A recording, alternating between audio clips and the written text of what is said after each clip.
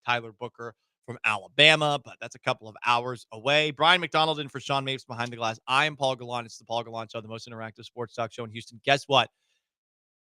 Vag. It's back. No. I'm not talking about that. Vanessa and Gallant. Remember that radio show? Yeah. It's one of many radio shows that I've done, and all my co-hosts leave me all the time. Well, Vanessa's going to grace us with her presence next. She was courtside for last night's Rockets win over the Golden State Warriors. We'll talk about this game a little bit more. Stick around.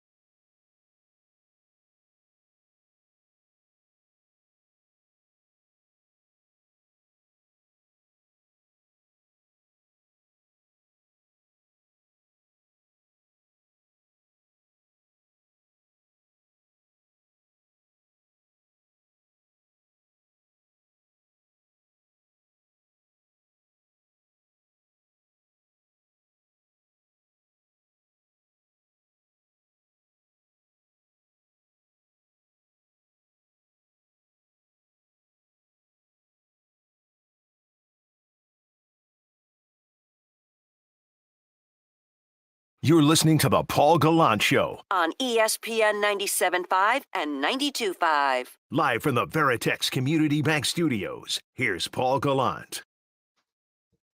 And joining us right now on the HRNP guest line is an old friend, a friend who may or may not have left me for a better gig. I don't know. I think that's up for you guys to decide. Her name is Vanessa Richardson. She is the Rockets sideline reporter for the Space City Home Network. She is also one of my best friends. Vanessa, what a win that was last night. Specifically, Jalen Green with 38 points. I would argue that this was the most important performance of his young career. What say you? First of all, hi, I love you. Love you too. Great to hear from you. I am going to also agree with you. I think when you take inventory of the fact that, first of all, it was, only his second ever playoff game. And it was one where he had a serious bounce back. I think it was the most impressive performance of his young career. And the thing that I really, really appreciated about his post game at the podium, and for the guys to go to the podium, by the way, is a big deal. And I thought he handled it really well. And he was very vulnerable and very honest, and said that first game, the lights were bright, the court seemed bigger, he had some jitters, he was nervous. Paul, not a lot of NBA players would admit that, right? They would, a lot of them would try to do I'm too cool. Oh, I wasn't nervous. Oh, I just had an off game. Like Jalen was like, no, I was nervous. It was tough. And I loved his honesty, and just his performance was so incredible and so dominant. I love the courtside interview that you had with Alperen Şengün at the end of the game, because Şengün was leading the way for the Rockets in game one. A little more of a struggle for him last night, specifically under the basket. Green led the way in game number two. These are two guys who came into the Rockets together in an organization that was certainly in disarray. And now here they are with their first playoff victory. It's funny. And I mean, I know Alperen, you say he struggled a little. I mean, he still had a double-double. So that's the funny thing. Is that, like, he was so good. He was so good in game one. But look, and people can tell me that I'm corny or like that but like, here's the thing, that motto that they have, the sometimes you, sometimes me, always us, they actually do believe in that. And so like Alperen was totally fine that last night Jalen scored the most points. He was totally fine with that. And, you know, the guys that maybe didn't show up as much in the box score and didn't get all the accolades, but they were helping, you know, with screening, and they were helping with, you know, whatever they needed to do on the defensive end, like they're fine with that. And so what an incredible couple performances that we've seen from Alperen. And the thing that I like is that the Rockets, now I know they obviously dropped that first game, but they did get it within 4 that first game. And so we're seeing them do things in different ways. And I think that's really important. Vanessa Richardson, Space City Home Network, with us, our Rockets sideline reporter, my old co-host, my radio ex-wife, with us on the HRNP guest line. So you get a better perspective than most, given that you're right courtside, when it comes to some of the many things that we see over the course of a game. Specifically, and having talked to some of the players after the game, what's the consensus on what happened underneath the basket when, in my opinion, you saw Steven Adams accidentally bump into Amen Thompson, who was being held back by Draymond Green? He falls into Jimmy Butler. Butler upended, falls, contuses his pelvis. Sounds painful. We'll see if he's back in this series. What do people think happened there? Because online, there's certainly a massive debate on whether or not that was intentional. And I know we've talked about Amen Thompson before. As far as guys who would do something like that, Thompson seems to be one of the least likely guys to do it. He would never. I don't think any of our guys would ever do anything to intentionally hurt somebody. Look, this is a physical matchup. These are two teams. And I even asked Ime Udoka about this before the series started when I did a one-on-one interview with him, where, like, yeah, in NBA history, you have the Rasheed Wallaces, the Charles Oakley, the Ron Artests. Like, those instigators are so much fun. The Warriors have Draymond Green. The Rockets have Dylan Brooks. They're physical teams. But, like, all joking and all hyperbole aside, I can never see one of our guys trying to hurt somebody. This is a physical game. There are going to be bumps and bruises, and there are going to be things like that happen. And, you know, I wish Jimmy the best. I never want to see a player get hurt. And I could never, ever see anybody in our locker room intentionally hurting somebody. I don't feel that way either. Hell, I'd even say with Draymond Green, who obviously last night drew a lot of ire from Rockets fans with several chants. This is a guy who clearly tries to get under the skin of the opposition with some of the shoving and pushing that he does. And I found it very interesting to hear to a T just about every single Rocket who was asked about the physicality in this game, whether it was Şengün or Jalen Green or Tari Eason, about how the Warriors try to get under your skin. And I'm imagining courtside, you're seeing a lot more of the shenanigans, maybe not even from just Draymond Green, that this team is doing to try to get in these guys' heads. seeing it, hearing it, witnessing it, and I tweeted out a video during one of the kind of scuffles from last night where Amen and Jalen just went back to the bench, dapped each other up. They were smiling. So I think the Rockets are in a really good headspace. And when you look at the Rockets coaching staff, everybody obviously knows Ime and his philosophies and how tough-minded he is. But the rest of our coaching staff is like that too. And kind of the defensive coordinator-ish for the Rockets, Royale Ivy, is a tough guy from, Brooklyn, who played for UT and was known to be like that as a player as well, where he was very tough. And so it's actually the culture of our entire staff, which I think has become the culture of the entire Rockets team. And you certainly don't have to press Dillon Brooks or Amen or really any of these guys anymore to get physical.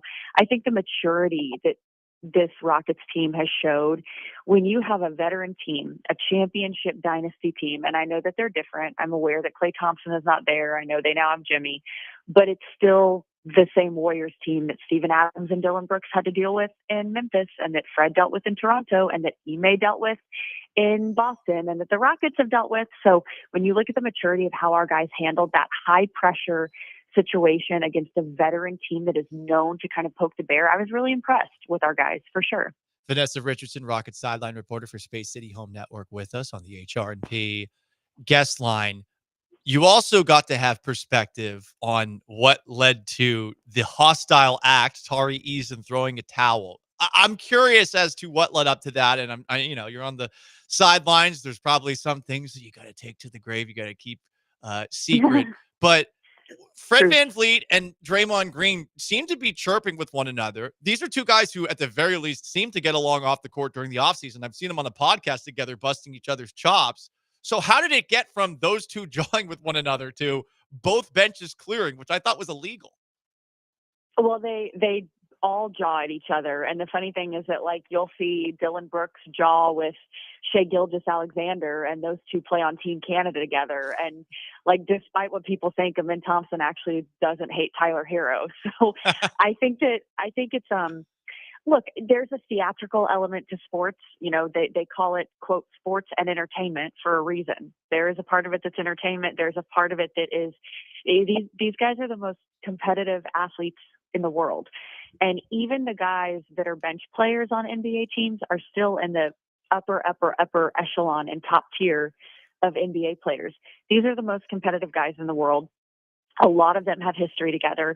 You have to remember that Ime coached Draymond on Team USA. You have to remember that Fred is a veteran that's been around and played Draymond Green many, many times. And for a lot of them, not only are they cool in the off season, but they like arrange workouts because so many of them live out in LA. And so I'm never surprised when I see two guys jawing and then a month later, you see a picture of them on Instagram out to dinner with both of their families. It's just like, and don't get me wrong, like there are NBA players that are old school and actually don't like each other, but I don't know. I mean, I'm never surprised by that. And I think it makes it fun when you have both teams that are really passionate and competitive. You've been in all the venues across the NBA the last couple of seasons, and maybe a little bit different this year for the Rockets, given how good that they were. I'm sure that on Saturday they are in for an incredibly hostile crowd, given the Amen Thompson, Jimmy Butler situation, the Tari Eason throwing the towel, and all of the pushing and shoving that you've seen from both Dillon Brooks and Draymond Green versus one another. And I know I'm putting you on the spot a little bit here, but I guess as far as tough venues that the Rockets have played in this year, loud venues that you get to be courtside and in the midst of, what was the loudest and how did they fare against it? Because this is definitely going to be another level with this Warriors crowd coming up Saturday night. Yeah, I think actually the loudest was Boston, and that was the game that they won, when Dillon Brooks tied the franchise record for threes, and Amin Thompson made the last-minute shot and said he felt like Kobe Bryant. And then the Warriors arena is very, very loud.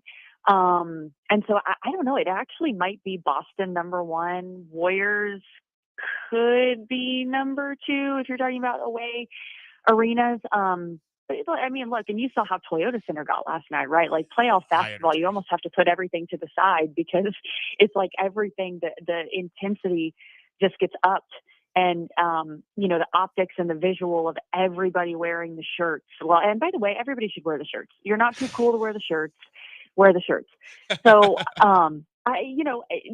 I think the two loudest arenas that I'm remembering are ones that they got wins in. That first one, Boston, they won, and then the second one with the Golden State is when Amin Thompson held Steph Curry to 3 points. So the thing about this team is, even though they're young, they are not easily rattled, and that is an area of growth. Now, I'm not saying last year they were quote unquote easily rattled, but they've grown a lot.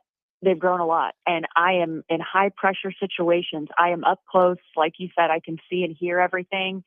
And I am witnessing that intensity and the physicality. But Paul, it's also paired with a lot of maturity and calmness that you need in those moments. That's really cool to hear. Vanessa Richardson from the Space City Home Network. Vanessa, so proud of what you're doing with the Rockets. Love you. Have fun in San Francisco. Love you. Watch your step on the sidewalks. Don't step in homeless people poo. Oh, okay. That was a nice way to end things, Paul. Love you. Thanks. See ya. That is Vanessa Richardson from the Space City Home Network. So they are not on the call on Saturday's game, but they will be on the call for Monday's game, and I think the rest of this series. It is the Paul Gallant Show, ESPN 97.5 and 92.5. A couple of comments on the Twitch. Vanessa's going to be working for ESPN soon. Yeah, did you see Vanessa was on the Herd not that long ago? Holding her own, holding court, sitting in the middle. It's an interesting setup what they have. They have like one big desk where the main host is sitting in, and then they have another desk over to the side. Interesting room. Anyway, guys, no one cares about that. But we do care about Vanessa, and we do care about the Houston Rockets. We'll see how they fare on Saturday night. It is the most interactive sports talk show in Houston. 713-780-3776 to call, to text. You want to weigh in on 1, Jalen Green. Can he do that again? 2, Amin Thompson versus Jimmy Butler. Was that dirty? 3, how do you feel about Draymond Green? Can you come up with something more creative than F you, Draymond? And 4, have you ever seen a more hostile act than what Tari Eason did? You want to weigh in on the Texans draft? You also can. You want to weigh in on the Astros getting a sweep? You can't too. The Astros getting a sweep is the complete back burner. Hell, do we put him in the freezer? It's the Paul Gallant Show. Stay put. Don't forget to bring a towel.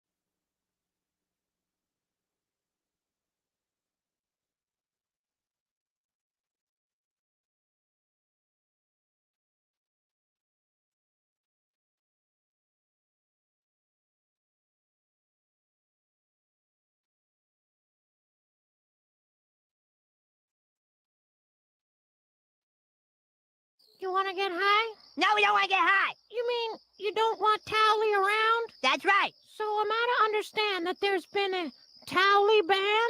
This is the Paul Gallant Show On ESPN 97.5 and 92.5. from the Veritex Community Bank Studios. Here's Paul Gallant. Don't forget to bring a towel. When you see Draymond Green on the other end of the court and you think he looks like an a-hole, make sure you wrap it up into a nice little knot and then smack him in the face with it. Don't forget to bring a towel. Don't forget to bring a towel if you see Draymond Green on the other side of the court. Wrap a towel around a bar of soap and swing it around your head like a helicopter. Don't forget to bring a towel. Petey Pablo, I'm gonna raise up that soap in the towel into your face and fracture your skull. Don't forget to bring a towel. Don't forget to bring a towel. Don't forget to bring a towel. If you see Steph Curry and he's having himself quite the night, you know what you do? You grab that towel, you put some chloroform on it, and you put it right in his face. You put it right in his face, and then guess what? No more Steph Curry problems for that night. Nighty night, Steph. Don't forget to bring a towel. And don't forget to bring a towel if you see Jimmy Butler and all of a sudden he's getting, well, his pelvis is contused and all. So I mean, I'm trying not to make any Deshaun Watson jokes here, you know, because Deshaun Watson he would bring a really small towel. He would bring a midget towel. You can't say that if you're talking about a human, but if you're talking about a towel, that's what Deshaun Watson was doing, and he put it on his crotch, and he would also forget to leave the towel on his, you know what, because he was swinging all over the place. I don't know how we got away from Jimmy Butler here, but I imagine. Don't forget to bring a towel. I imagine Jimmy Butler's going to need a massage on his pelvis, and if he doesn't get massaged, well, we'll see if he's back. But if you have a towel and perhaps you're nearby Jimmy Butler, you should tell him, hey, listen, Jimmy, I think you should sit this one out. Don't forget to bring a towel. Maybe you should Don't forget to bring a towel. Just stay in the spa, okay? Just don't even come back. So there you go. There you go. Don't forget to bring a towel. Does anyone watch a little show called South Park? Some people really just don't seem to understand the joke. Don't forget to bring a towel. Don't forget to bring a towel. Listen, Towley is an important character in the South Park universe. And if you don't get it, Schmaga69 or Stalonaj, you're just an uncultured slob. And honestly, I should get to wrap a soap up in a towel and perhaps slap you with it. To slap some culture into you. To slap some sense into you. But you know what? We're reserving this energy for the Golden State Warriors fans. Okay? I am officially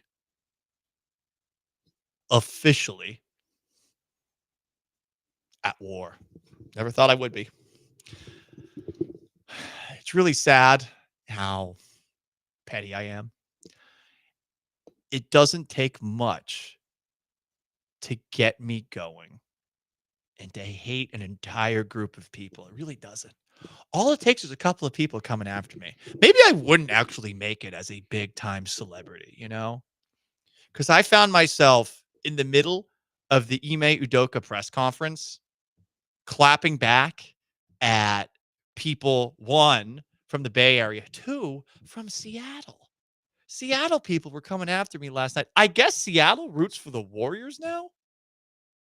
So once one Seattle person said no one in Seattle wanted you, that led to me getting angry at one, just Warriors fans as a whole, because I guess this is someone whose basketball team left him coming after me.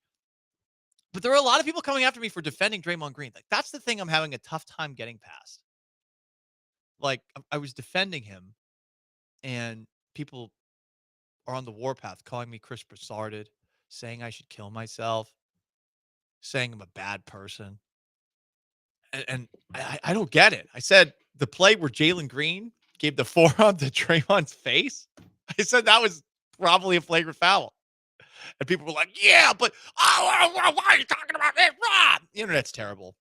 Wish we could get rid of it altogether. Don't you? You just get a little solar flare going on and it's just radio. It would be great because then I could start making the big bucks again. I already have an established show and people come to me. They come to me for important things about the world of sports, don't you see? Can Jalen Green do that again? I don't know. I want to say yes. One game does not mean he can do it again. Number 2. If Jimmy Butler doesn't play the rest of this series, I do think the Rockets win. But I don't know the Rockets win. And I do think Jimmy Butler is going to be back in this series. Amin Thompson, what he did to Jimmy Butler was not dirty. It was an accident. Draymond Green was not involved in that. I know a lot of people want to blame Draymond Green for that. There's a lot of things to get mad at Draymond Green for it last night. You can join in on the FU Draymond chants if you want. But that, in my opinion, was not on Draymond Green. It was more on Steven Adams than anybody, and it was accidental by Steven Adams, just like it was accidental by Amin Thompson. Number 3, the fact that throwing a towel is considered a hostile act in the NBA that required a 2-minute review is hysterical. We've done a lot of the don't forget to bring a towel. If you haven't watched the South Park episode with Tally, oh, come on, Gamesville, then you're missing out. Don't forget to bring a towel. I'm not going to go down that rabbit hole again. I think people were getting a little bit annoyed with how much Tally was in that segment. And just like You want to get high? just like they got annoyed by Tally, the character on the TV show South Park. But that's one of the funnier moments I'll ever remember in a basketball game. You know, imagine a skirmish with 2 teams facing off against one another, and then a towel gets thrown. Tari Eason threw a towel at Pat Spencer, lacrosse legend. And what else do we have coming out of this series? I am curious to see how the Rockets fare on the road. Obviously, the last time they played the Warriors in San Francisco, they won. They held Steph Curry to 3 points, but I do think it's going to be an entirely different animal Saturday. It is going to be loud. The Warriors, much like us, Astros fans, the Warriors have gotten to a point where they are the wine and cheese crowd. What does it take to get them feeling something, you know? What is it going to take for the Warriors fans to get up in arms? Literally everything that happened last night. It's everything. Jimmy Butler got hurt. It was accidental. Doesn't matter. Dylan Brooks was doing Dylan Brooks stuff. Maybe not as much Draymond Green stuff as Draymond Green was doing, but Dylan Brooks was doing Dylan Brooks stuff. There was some shoving. There was some pushing. And of course, you got Rockets fans chanting FU Draymond, which has led some Warriors fans to change their profile picture to Hurricane Harvey. So, like, that's where we're at. We are in the midst of an actual war, and I will lead the vanguard. I will William Tecumseh Sherman anybody who comes after me, who comes after my city. You bet your bottom dollar. Watch out, okay?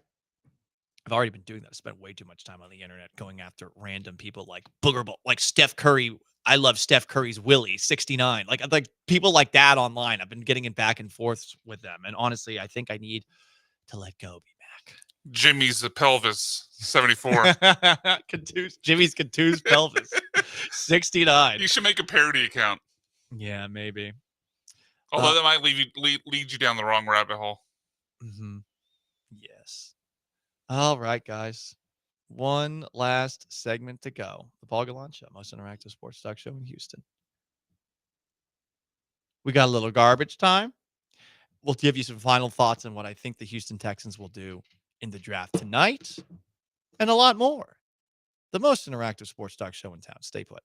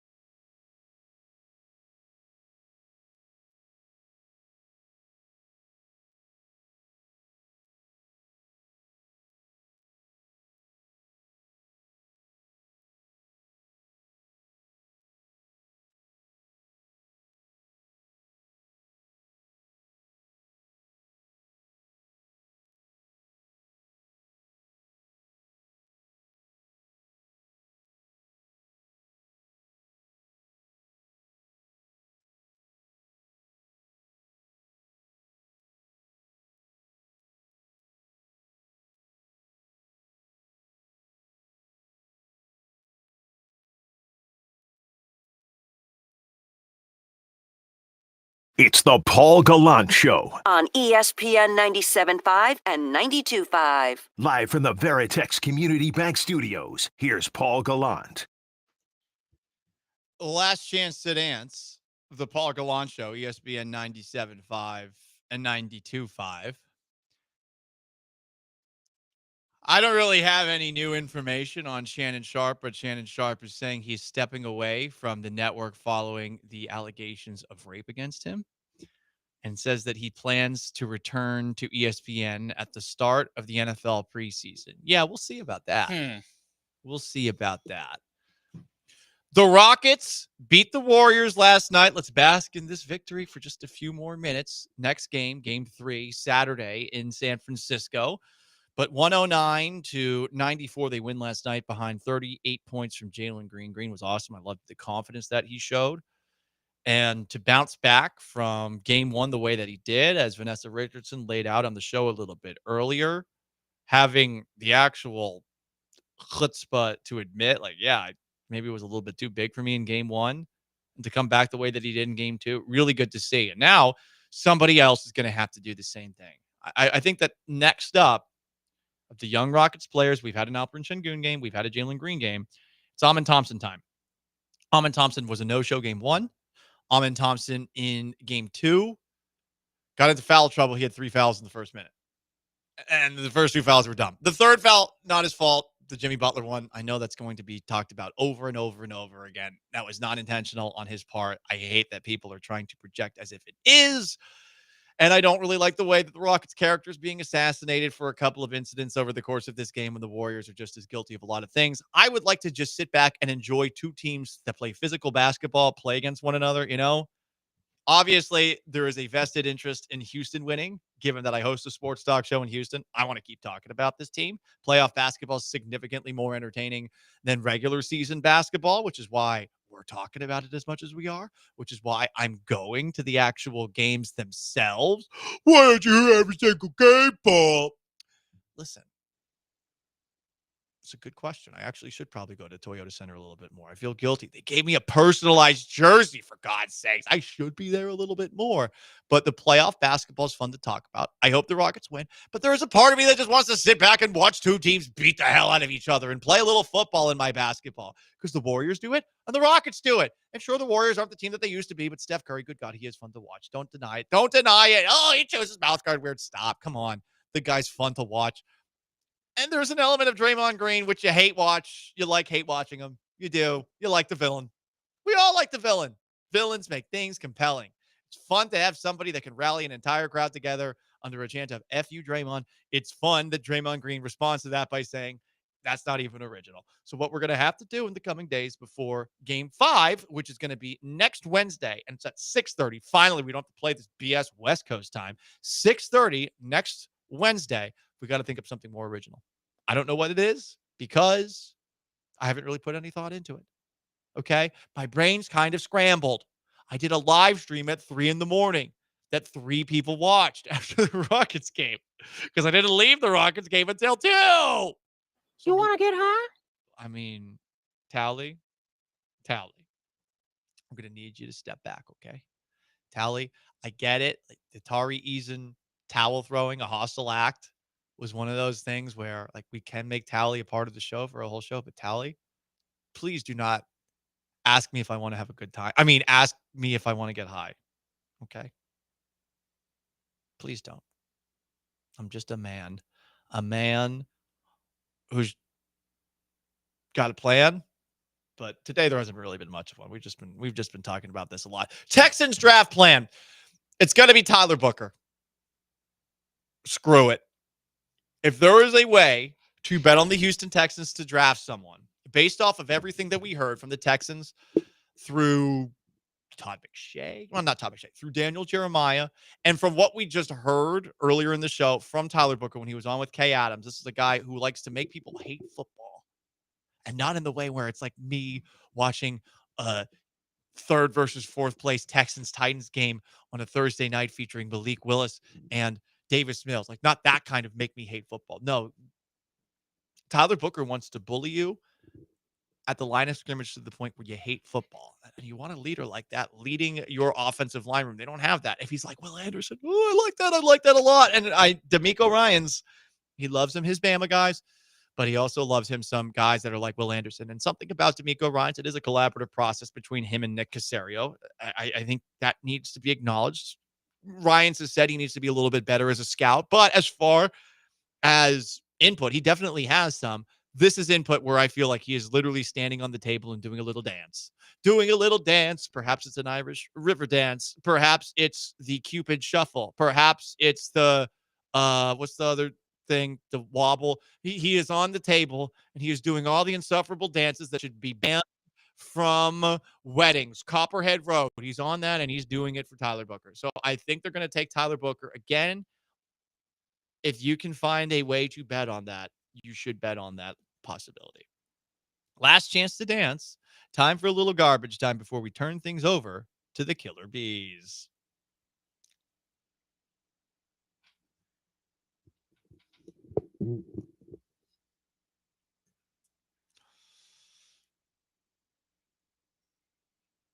Yes, it is a garbage time. Talking about garbage. How about all the stuff Draymond Green was pulling last night? Hey-o. Talking about garbage. How about, whatever the Cleveland Browns probably do in the draft tonight, huh? Boop, boop, boop, boop, boop. You got to workshop this material. Boop, boop, boop, boop, boop, boop, boop. Well, this is what happens when your computer starts acting up in front of you. You had a bunch of notes in front of you, and then you realize that you're not really good at riffing without notes in front of you. I am beholden to my notes. We could always go to the Tally impression again. When all else fails. I theoretically Tally's could. here for you. Taylor Scott is an American citizen. Yes, that's right. The Astros pitcher, after a long process, has become a U.S. citizen. And to celebrate it, he wore a cowboy hat spattered with stars and a Coors t-shirt that he bought at Target. Taylor Scott, for those who don't know, is from South Africa and officially became a U.S. citizen on Monday.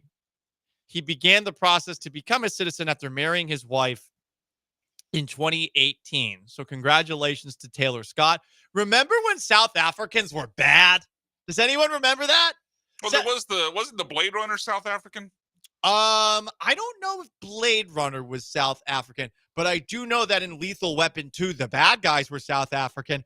There was a brief phase, and I think it was like right at the end of the Cold War when we and the Russians weren't as, at each other's throats as we had been, where because of the apartheid that was going on in South Africa, where South Africans were the bad guys. They had like a 5-year run, before being replaced by people from the Middle East after, 9/11 and all that stuff. It's a good run for the South Africans. The South Africans, they had themselves a run. But guess what? Taylor Scott didn't face any discrimination for being of South African descent. Have you guys seen the latest mugshot for Justin Blackmon? Remember him? Jaguars top pick all those years ago. Goodness gracious, man. It actually bums me out. He got charged with public intoxication. I want to say this about Justin Blackmon. Blackmon was a bust. The guy could not get his substance issues in order. But there was a game where Matt Schaub threw for 500 yards and where Andre Johnson caught 250 yards worth of passes, including a walk-off screen for a touchdown, where Justin Blackmon had 7 catches for 236 yards and a touchdown. It's the only good game he ever had in the league. And he had a couple other ones where he had like 80 yards receiving, but what a waste. He was awesome at Oklahoma State. It's insane that he could do that and then literally do nothing else in his career.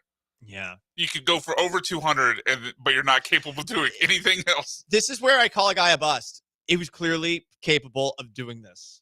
And because he couldn't keep things on the straight and narrow, he blew that tremendous opportunity that he had to make millions and millions of dollars. He was a great talent in college. It's a bummer. That mugshot is honestly really sad to see. And on that note, that depressing note, Rockets won. Huzzah! Texas draft tonight. Huzzah! Astro sweep. Huzzah! That's going to wrap up today's Paul Gallant Show, the most interactive sports talk show in Houston. If you haven't already, subscribe to the Paul Gallant Show podcast, Apple Podcasts, and on Spotify Thank you to everyone who listened. Thank you to our texters. Thank you to our callers. Thank you to our YouTubers. Thank you to our Twitchers. And thank you to Brian McDonald and for Sean Mapes behind the glass. I am merely Paul Gallant. So long. Farewell. Have yourselves a wonderful Thursday. Enjoy the NFL draft. The Killer Bees are up next. Peace. Don't forget to bring a towel.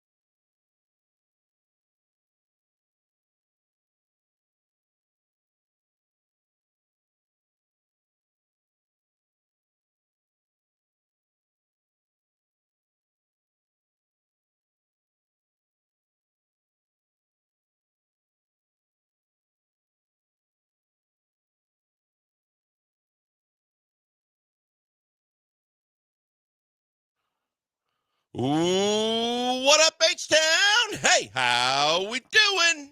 He's blank. I am Branham. It is Brian behind the glass. It is a Thursday edition of the Killer Bees on ESPN 97.5 and ESPN 92.5. I trust everybody's well. Trust everybody's doing good. Brian, happy birthday. Yes. Oh, no, that was Mapes who was pulling double duty yesterday on his birthday. You mean That was like Mapes, he not did you. 2 shows like he does every Monday through Friday? No, he did longer shows. He took over a 3-hour show. Did he not do Dell's show yesterday? No, he didn't do Dale's show yesterday. He did Paul and your show. How long is Dell's show? 2 hours. How long is our show? 3 hours. It's extra labor on his birthday. I mean 1 hour. You want to give him a war medal? Wow. Yeah, you took the day off. Salty at you today. Yeah, I did take the day off. I had it. I had a day to take. Took the day off. Mapes work an extra hour on his birthday. That's not He'll very. be That's fine. worse than me not giving dudes gifts. I think. Did you wish him a happy birthday? I did. Did Wished him you a very happy verify that, birthday. Joel? Because I know He Shabby's- absolutely did. Yeah, Okay, he okay. was very staunch Yeah, on the happy fact birthday. there no gifts were involved, and they wouldn't Well, be. I wouldn't expect But he did that. wish him a happy birthday. We both did, and Sean was pleased. I was big at Jeremy. He's not big on telling dudes happy birthday. Oh, so. I know. I'll tell you happy birthday if I see you. I'm not going to call you or ring you or text you. But if I see you in person and it's your birthday, and somebody else told you happy birthday, that way I know it's your birthday. Then I'll tell you happy birthday. There's the other part.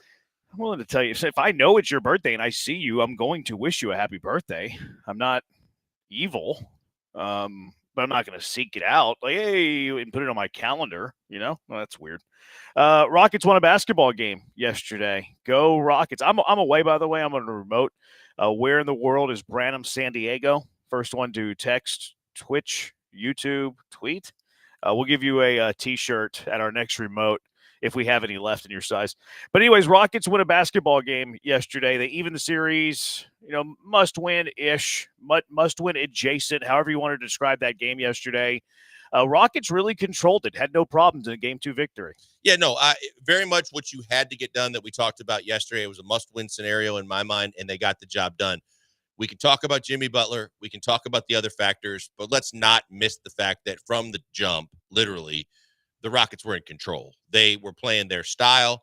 They were playing up tempo. Guys that struggled in game one were making shots. Some of them, thankfully, weren't taking as many shots. And overall, that was the kind of performance that they needed that it can really catapult them going forward, because it wasn't just about winning game two for them. It was about the fact that they were effective playing their style of basketball against that team, and they got guys going that they had to get going. Yeah, to me, this was very similar to game one. Oh, what are you talking about? How is this similar to game one? They controlled the areas of the game last night that they did in game one. They controlled I think there are certain predictable numbers that actually project a series better than shooting percentage, because I think shooting percentage can be sometimes random. I mean, good shooting teams are going to shoot better than bad shooting teams. Teams that have good defenses are going to force their opponent to shoot less than teams that have bad defenses. So it all kind of bakes in. But the Rockets in game one were really good at rebounding the basketball. They were really good at points in the paint. Where did they struggle? They struggled in shooting. They struggled turning the ball over. They struggled individual performance, and that's what cost them game one. Yesterday, the rebounding, they were plus 14. They out-rebounded Golden State by 14 again. I would be stunned at this point if there's a single game in this series where the Rockets don't win the rebounding battle by at least double digits. I totally agree with that. Because they dominate. And I think that's more of a predictable number than shooting percentage. Offensive rebounds, they out-rebounded Golden State. I'm assuming they had more second chance points. I don't see it in front of me. They limited their turn. I still feel like they had too many turnovers, but I'm kind of a stickler when it comes to that. They turned it over 13 times, leading to just 13 points in this game. So the areas that they controlled in game one, they continued to dominate in game two. In the areas where they had to be better to win game two and to even the series, they checked every single one of those boxes. It was an impressive bounce-back win for the Houston Rockets. I think to add to what you said, the one thing that's also going to be a factor that I thought could be a factor within this series is the fact that Golden State has put all their eggs, literally from a financial perspective, in their starting lineup. And if their starting lineup, as it relates to the three veterans in particular with Green, Butler, and Curry, if they go down, one or more of those guys go down, they have real issues because they aren't deep and they don't trust the guys that they have bringing off the bench. Unlike a young Rockets team that we know has a bevy of talent to kind of choose from, they don't have playoff experience per se, but we know that there's a lot of talent that sits on the bench for the Rockets. And I thought that they were exposed. I thought the fact that you had to play a guy in Kuminga, as good as they maybe once thought of him, suddenly he was DNPing for a majority of the last part of the regular season into the playoffs, and you had to throw him into duty along with a bunch of just dudes. That is a recipe for disaster for them. And the Rockets took full advantage, as they should. They were on the attack. They exposed their inability to play defense, move their feet, be athletic. And they really, again, were able to dictate style of play, which was the most important thing other than what you were talking about, is the fact that when they are able to dictate the tempo that they want to play at, and they can attack defensively like they were able to do, they have a massive advantage over all but probably a handful of teams in this league. Yeah, really good bounce back. They hold Golden State to 94 points again, too. So, they were good defensively in that game. It helps that Jimmy Butler left the game, their second best offensive player. But back-to-back games where you hold Golden State to under 100 points, 95 points or less in both of those two games. So, your defense is doing what your defense does.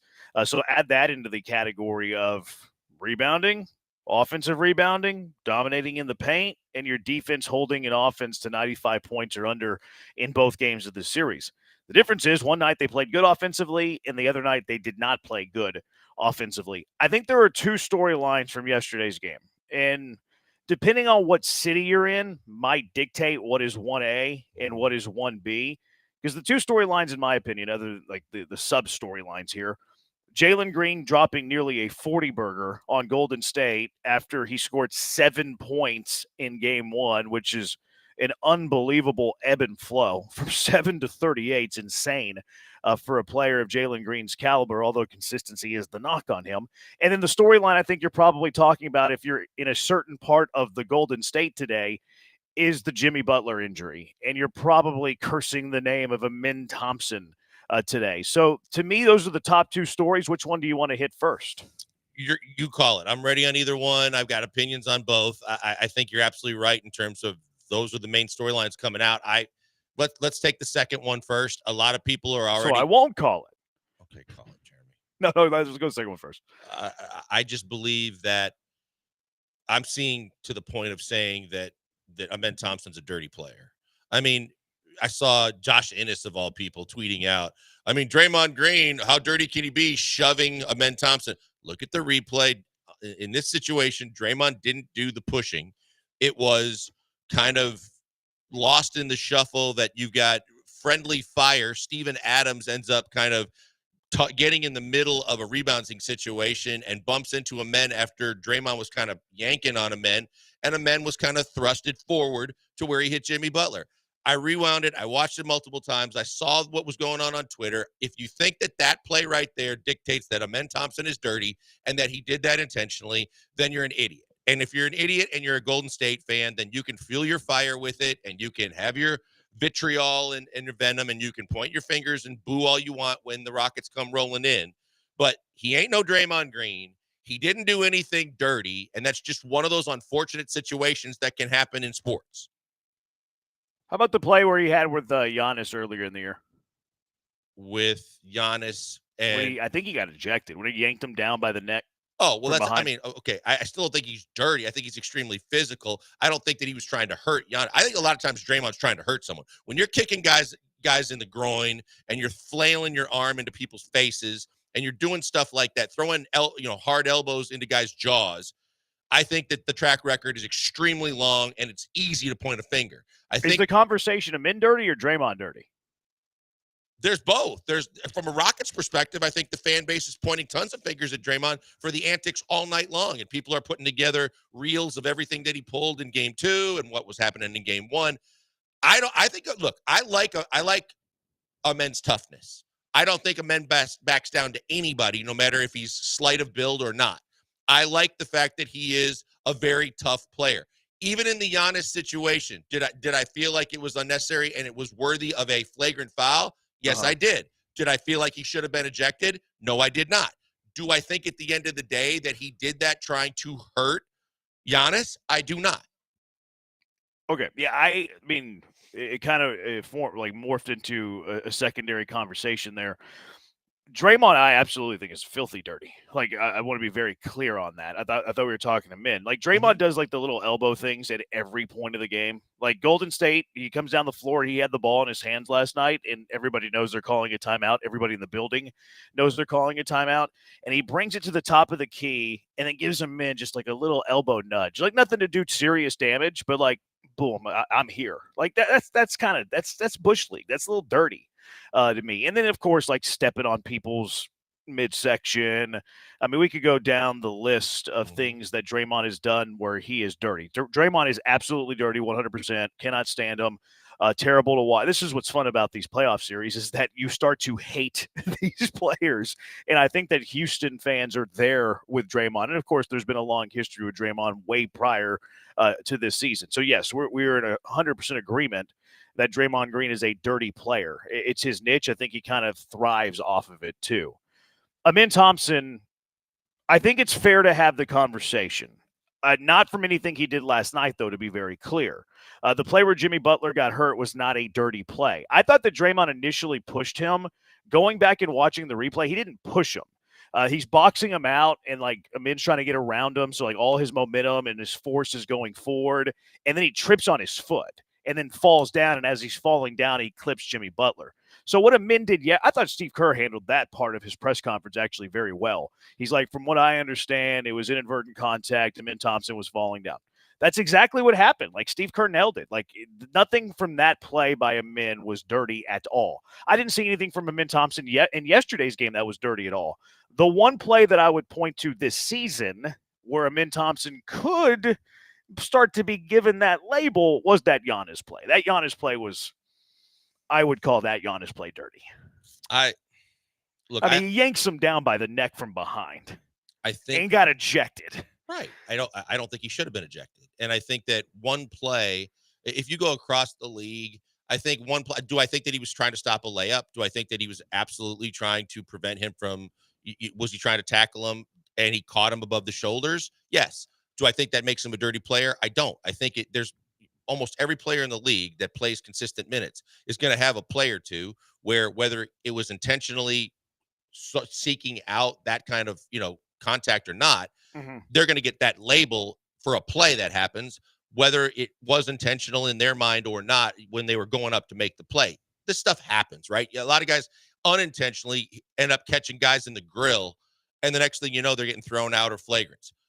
I just don't think he's a dirty player. And I don't think that all this venom that you're seeing from Warriors fans and, oh my God, is he, he's dirty and this is terrible. I get it. You're all reacting because Jimmy Butler, your second best player, left the game and now his status is up in the air. I just don't think it makes, I really don't. I don't think it makes Amin Thompson a dirty player. I think that's fair too. Like, I think it was a dirty play. Does a single play make a guy dirty? I would say no, to be like honest with you, to be on your side of it. I think it takes a series of those type of plays, maybe over a couple of years or in a few years. So I'm not calling Amin Thompson dirty, but I can understand why people would think that when you look back at the Giannis play and then you have the Golden State perspective. Nothing in the Draymond Green play where he pushed, it wouldn't push, where Amin got tripped on Draymond's foot into Jimmy Butler. That was not dirty. That was accidental. It was unfortunate for Golden State, all of those things. There are some things in Amin Thompson's past where he's going to start being looked at that way. Now we can have the conversation, like how many plays does it take to get the label? What is warranted? What is fair? All of those things. And I agree with you. Like, I don't think that one play should define the label of dirty or not. But Amin Thompson's made a couple plays that are borderline dirty. Not in the Golden State game yesterday. Like, people in the text, like, what are you talking? I didn't say that Amin Thompson did anything dirty in yesterday's game. I love it, Amin Thompson. Amin Thompson is my favorite Houston Rocket. 713-780-ESPN. Lots to get to from this game. It seems like this is going to be a talking point. That's okay. 713-780-3776. A big win for the Rockets yesterday, evening the series. Astros with a sweep over the hated. We hate all things from Canada. They swept the Blue Jays yesterday, so we'll talk about that a little bit later. It is draft day, so we'll dive into that a bit as well. Mark Berman was fired up last night, so Mark Berman's going to be on with us to maybe spew some of his hatred he has for Mark Berman coming up here in a little bit as well. 713-780-ESPN. We're on YouTube at ESPN Houston. We're on Twitter at ESPN 975. Blankers at Pac-Man Joel on Twitter. Brian's at Sack by BMAC. I'm at Jeremy Branham. We are the Killer Bees on ESPN 97.5 and ESPN 92.5. Being a homeowner comes with a lot of responsibility. It's annoying sometimes, isn't it?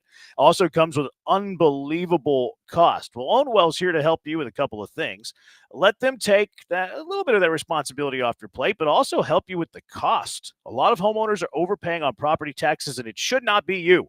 Head to ownwell.com, sign up in less than 3 minutes, and their experts will be fighting for you. Their cutting-edge technology can start saving you money with no upfront cost. Put your property taxes savings back in your pocket. Reinvest it. Maybe buy a good birthday present for your colleague.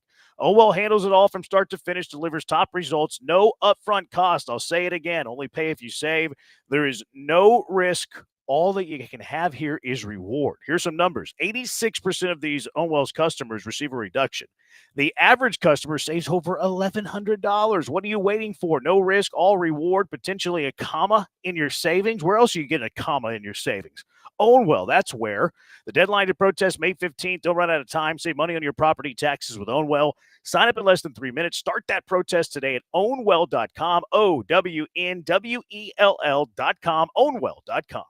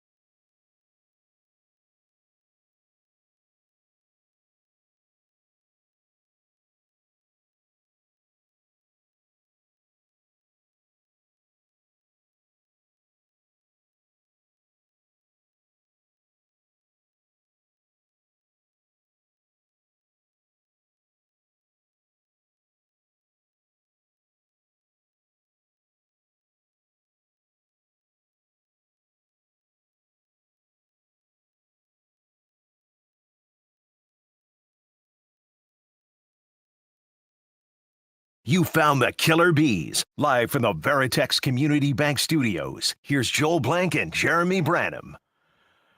Texters that have won. Well, only one person wins a shirt. Blaine already in Kansas a day early. I don't travel days of games, dude. What happens if travel gets missed? Flights get canceled. Like, I don't travel the day of. At least I try not to. Sometimes some situations change. It's not 100% of the time, but I hope to be. But you get a T-shirt if you want it. Extra remote. Key from LA, you're in Kansas. Call Cougar baseball. Game is tomorrow night. Good call, Key. You're just late. And this texture's like 17 minutes late. Branham, you're in Manhattan, Kansas. You're right, but you're late. So no T-shirt for you. Yeah, just kidding. The marketing person will probably give you one. I don't know how these texters are taking this conversation here. Bro, get your eyes checked. Draymond was the reason Butler got hurt. Did we ever suggest that it was a men's fault? Did I suggest that? Did I misspeak? No, I don't think either one of us did. No, I don't think. I mean, if anybody did, it was me. I because mentioned the I fact brought up that the Josh Giannis Ennis play, tweeted out that he thought Draymond did. Okay, maybe I'm not giving the texter enough credit. Maybe the texter's talking about other people that said that. It's a ridiculous conversation you're having. Draymond Green is the dirtiest player in the NBA, and Amin Thompson is not dirty. I don't think we're comparing the two. I certainly wasn't comparing the two.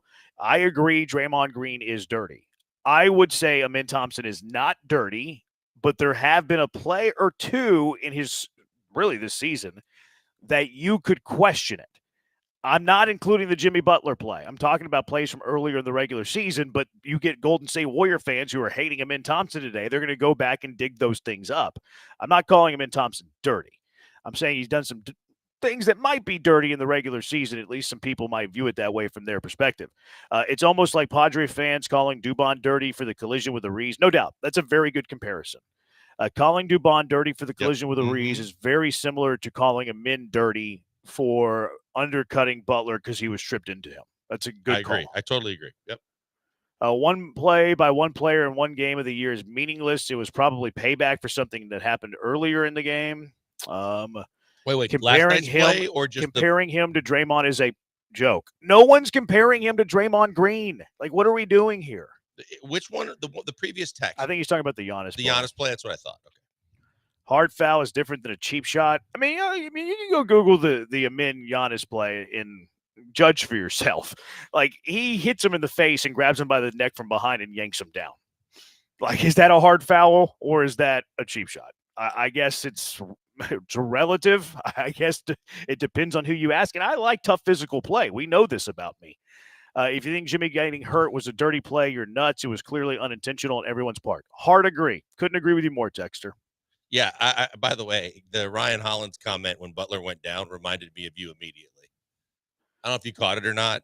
I was watching. You're watching Brian Anderson, SVG. Yeah, SVG, SVG's voice is tough to take. I think he provides some good analysis. I know Rocket fans were critical of him yesterday. I think he's pretty good with what he provides, but his voice is a hard listen. It gets raspier as the game goes on. Yeah, it does. Yeah, I love Brian Anderson. But what did Hollins say? Hollins said, obviously, basically, the thoughts and prayers type line, and we really hope Jimmy gets better by the end of the after the end of the series. And I was like, yep. Oh wow. Jeremy might be on board with that exact same comment. Yeah, I mean, I was going to bring it up. Like, do you care if Jimmy Butler misses the rest of the series? 713-780 ESPN. Rocket fans are going to line up and answer that one. Like, I mean, he walked off the floor. I'm not worried about him being paralyzed. Like, it's tough to tell. Obviously, it's tough to tell right now because, like, we don't really have tons of information. I listened to the entire, like, all of the post-game stuff, like, from both teams. And the encouraging signs, he got up and walked off the floor. The encouraging sign is that he had an X-ray and it came back good. So, like, you would think that if there was something that happened, there would have been a break, right? Like maybe like a crack in the bone. Like what is the MRI going to show? I wonder. Like, it's severe inflammation. I think the most part is anybody that's had an injury anywhere close to that realizes tailbone, or if they're going to make it a pelvic injury or however they label it, it's just how much pain did he endure and how much can you play through? Because I don't think, like you said, I don't think there's a structural issue unless they're looking to see if, like, he tore. How would you tear something just because you landed on the floor? Did he tear his derriere? Yeah, that's what I'm saying. I know that that's their way of just kind of hoping people put it on the back burner until they want to release something. And they're probably trying gamesmanship to draw this out a little bit, but I fully expect that he's going to play. He's got it. He literally based on what though? Because of the fact that when those injuries happen, and because it's the playoffs, and because he has a propensity in the playoffs to kind of be tough, fight through injury, tough it out, and he knows as well as anybody how important he is to that team. Yeah, I think he's going to play. Listen, like, I mean, we're totally guessing. Like, I would guess he's probably going to play too. Listening to the postgame, though, they talked a lot about not having him and, like, what it would look like. Like, and most of it came from, like, the media and stuff. But they were fielding the questions. Like, Steve Kerr was like, well, we're going to have to go back to the drawing board, and we're going to have to figure out rotations. Like, the way they were talking was almost like they're not expecting Butler. Like, and again, we have very little information, so, like, we're like reading into every single tea leaf here, but it was kind of cryptic a little bit. I would say that it's all, gamesmanship in the playoffs is ramped up just like everything else. And I'm sure that they're going to be guarded in what they say. Draymond isn't. And Draymond came out and said, he told me he's good. He's never given me any reason not to believe him. If he tells me he's good, I expect him to play next game. And I think that's what, again, leads me to believe even more so than my own personal feeling. Yeah, but Draymond also said he would say that no matter what. Okay. I also believe that the scenario would be different even last night if they had lost game one and they knew that they really had to try and get game two, that I believe that there was a chance he would come back even last night. I think the fact that they were playing with house money after already regaining the home court, I think that they basically took every precaution because of it. I think the scenario changes if they're down 0-1 and he goes down at that point in game two. But you're also making the assumption that there's nothing wrong. Yeah, I am. You know what I mean? Like we're operating from very little information. Like if the MRI comes back, like a texter just said, hairline fractures don't always show up on an X-ray. MRI, it does. Thank you for that information. Like I didn't really realize that. Kyle Tucker would be a good thing. Like if he comes back with a crack in his hip bone because he's 52 years old, different story. Like we're operating from very little information. Like it's a very tough place to try to predict if he's going to play or not with the information that we have. 713-780-ESPN. He's just trying to fit in with the rest of that butthurt city. Okay. All right. I like that. Now you know it's some playoff basketball here. Texter, hope that Jimmy has a healthy next season. There you go. Hopefully Jimmy will get plenty of time to enjoy a visit to his hometown of Tomball. There you go. Maybe he can stop by that Tejas chocolate barbecue place that's very good. Let's go out to the HRP listener line. Pete, you're in the Hive with the Bees. Do we care if Butler plays the rest of the series or not? Actually, I don't. Jimmy Butler can, go away as far as I'm concerned. If he does come back, he may be limited, but, I'm not going to miss him. Matter of fact, I'm waiting for him to try to get out of Golden State next year. So no big deal. I'm sure the media will say, well, the Rockets won because Jimmy Butler wasn't playing anything, but regardless, it was a bad fall, but hey, I'm not missing him. So sorry, Jimmy, I'm out. Rack him. Oh, rack Pete. Give him a rack. Let's Pete give him what did Romy give him? He would give him the mic stickers. What did he call it? Brian probably knows. It was a tongue, wasn't it? He gave him the tongue. Yeah, they're like the helmet decals. Yeah. Give Pete a tongue. Pete just got the first ever Killer Bee tongue. He dropped the thanks for the vine. Like look at Pete going a little Van smack. My guy. You don't want Jimmy Butler. I mean, the text line, I haven't seen one person that says they want Jimmy Butler to play the rest of the series. Rockets still winning the series in 6, regardless if Butler returns rest of the series. Another texture, I had this injury in college. Even if he plays, he won't be 100%. Took me 2 to 3 weeks in college to recover from a butt bone contusion. We don't even know what he has. I mean, it's pretty clear he has a, bruised butt. Right. At the very minimum, it's probably a little dinged up. Astro doctors report that Jimmy Butler has a bone bruise, so he can be out anywhere from 30 minutes to 4 months. Astro doctors catching strays. Well, that's why I dropped the Kyle Tucker line, because that's what we've heard and that's what we have seen it turn into. So everything is on the table for how long he could be out. If we hear anybody say discomfort, we'll know he's done for the series. He's out. He's done. This is karma for Jimmy leaving Miami the way he did. Ooh, okay. Even Kerr said it was not intentional, it was not dirty, so I don't know why we're making all this noise. No one here thinks it was dirty. What Amin Thompson in that play where Jimmy Butler got injured. But if you look at social media, Warriors fans sure do. Well, I mean, like the Jimmy Butler Muse accounts are tweeting that. What do you expect? Like, Steph Curry is the best player ever, 1, 2, 3, 4 on Twitter. Yeah, he's saying that Amin Thompson is dirty. Like, why do we give those people credence? I mean, I'm just saying, you brought it up too. We see it all the time. We see what's out there. We see the fact that there's people. Did I bring up that it was dirty? I thought I brought up just no. like that him Warriors going out. fans thought it was dirty. Yeah. That's what I'm talking about. Yes, Jimmy Butler Muse. Oh, Amin Thompson's the dirtiest player ever. Steph Curry Muse. Oh, Amin Thompson dove for his legs. Like, why are we like? Why do we engage with those people? Like, not you and I. I'm not talking like specifically us. Like, why do y'all engage with those people? Why do y'all do it? Like, I don't like. What do you expect them to say? Their account shows their opinion before you even look at anything they have to say. Yeah, but again, this is where we're at. This is how fans have a closer way to communicate with one another and vent and attack and, show their love for their team while, screaming for the injustices of sports. Jimmy Burt hurt. Okay, I'm done. Steve Kerr is more butthurt than Jimmy. Warriors fans think Durant was inbounds at 19. Robert and Tomball. Oh man, you guys are on one today. I love it. I love what I'm seeing. Let's what do I do here? Yeah, let's go ahead and play this before we get to Berman, because it kind of segues into what Berman's going to talk about. The crowd yesterday in Houston was very similar to our text line today, which I love. They were on fire. They were chanting at Draymond Green. They were praising him. They were saying, you've had a great career.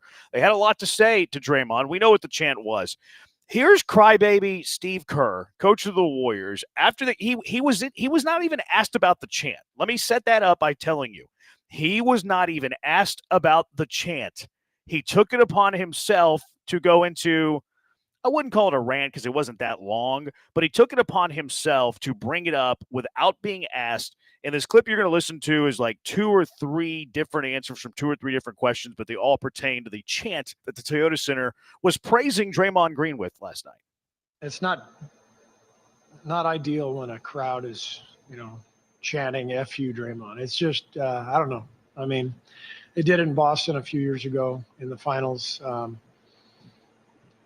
It is what it is. He's been around forever. He's an instigator. He's always going to be in the mix, and because of his career, his championships, his fire, he's going to be a lightning rod, and that's all part of it. I would prefer, if fans could use a little more discretion and remember that the guy has kids, and kids. Like there's kids. I don't know.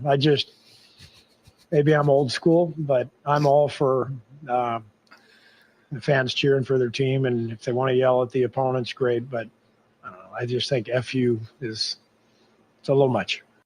He dropped his kids. I mean, his kids. Steve Kerr never played an era in the NBA when a referee made a bad call and they started chanting BS throughout the arena. I mean, is it just the F-bomb, or is it that he just forgets how many times arenas have done this? I mean, Draymond even referenced it and said, be original. The Boston fans did that to me, and we won a championship in Boston. Okay, so it doesn't seem like he's bothered or worried about his kids. Yeah, we were going to hear from Draymond here in a little bit, but you kind of spoiled it there a little Sorry, bit. Sorry, I didn't know we were having Berman on, but I'm good. I mean, it's in the rundown. But anyways, the kid mention. The kid mentioned to talking about Draymond Green, like he has kids. What has Draymond Green done in his career that would be an excellent role model to his children? And look, maybe Draymond Green off the court is a wonderful father, the best dad in the world. I have no idea. But what is being chanted in a visiting arena the 48 minutes during the game? And then you look at what Draymond Green does in 48 minutes over a bunch of games over the course of his career. How could you have this high horse, glass house, pretentious opinion? Think of Draymond Green's kids. Do you see what Draymond Green does on the floor? How are you using that as a piece of evidence as to why that should not be chanted in an arena? No, I was thinking very same things. I mean, the difference between a raucous visiting crowd chanting something like that or kicking some guy in the genitals multiple times in different scenarios. Or punching his own teammate.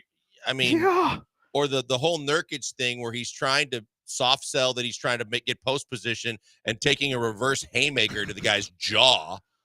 There's just so many different instances where, like we talk about, you want to talk about dirty. Well, when you can line up a laundry list that probably gets to double digits quite quickly about how many incidents this guy's had. He's a modern day Dennis Rodman, maybe with a little more offensive ability, but at the same time, This is his ammo. Steve Kerr even admitted it, that this is he's an instigator. Yeah, and part of being an instigator in his mind is taking it too far. So now suddenly our crowd is taking it too far?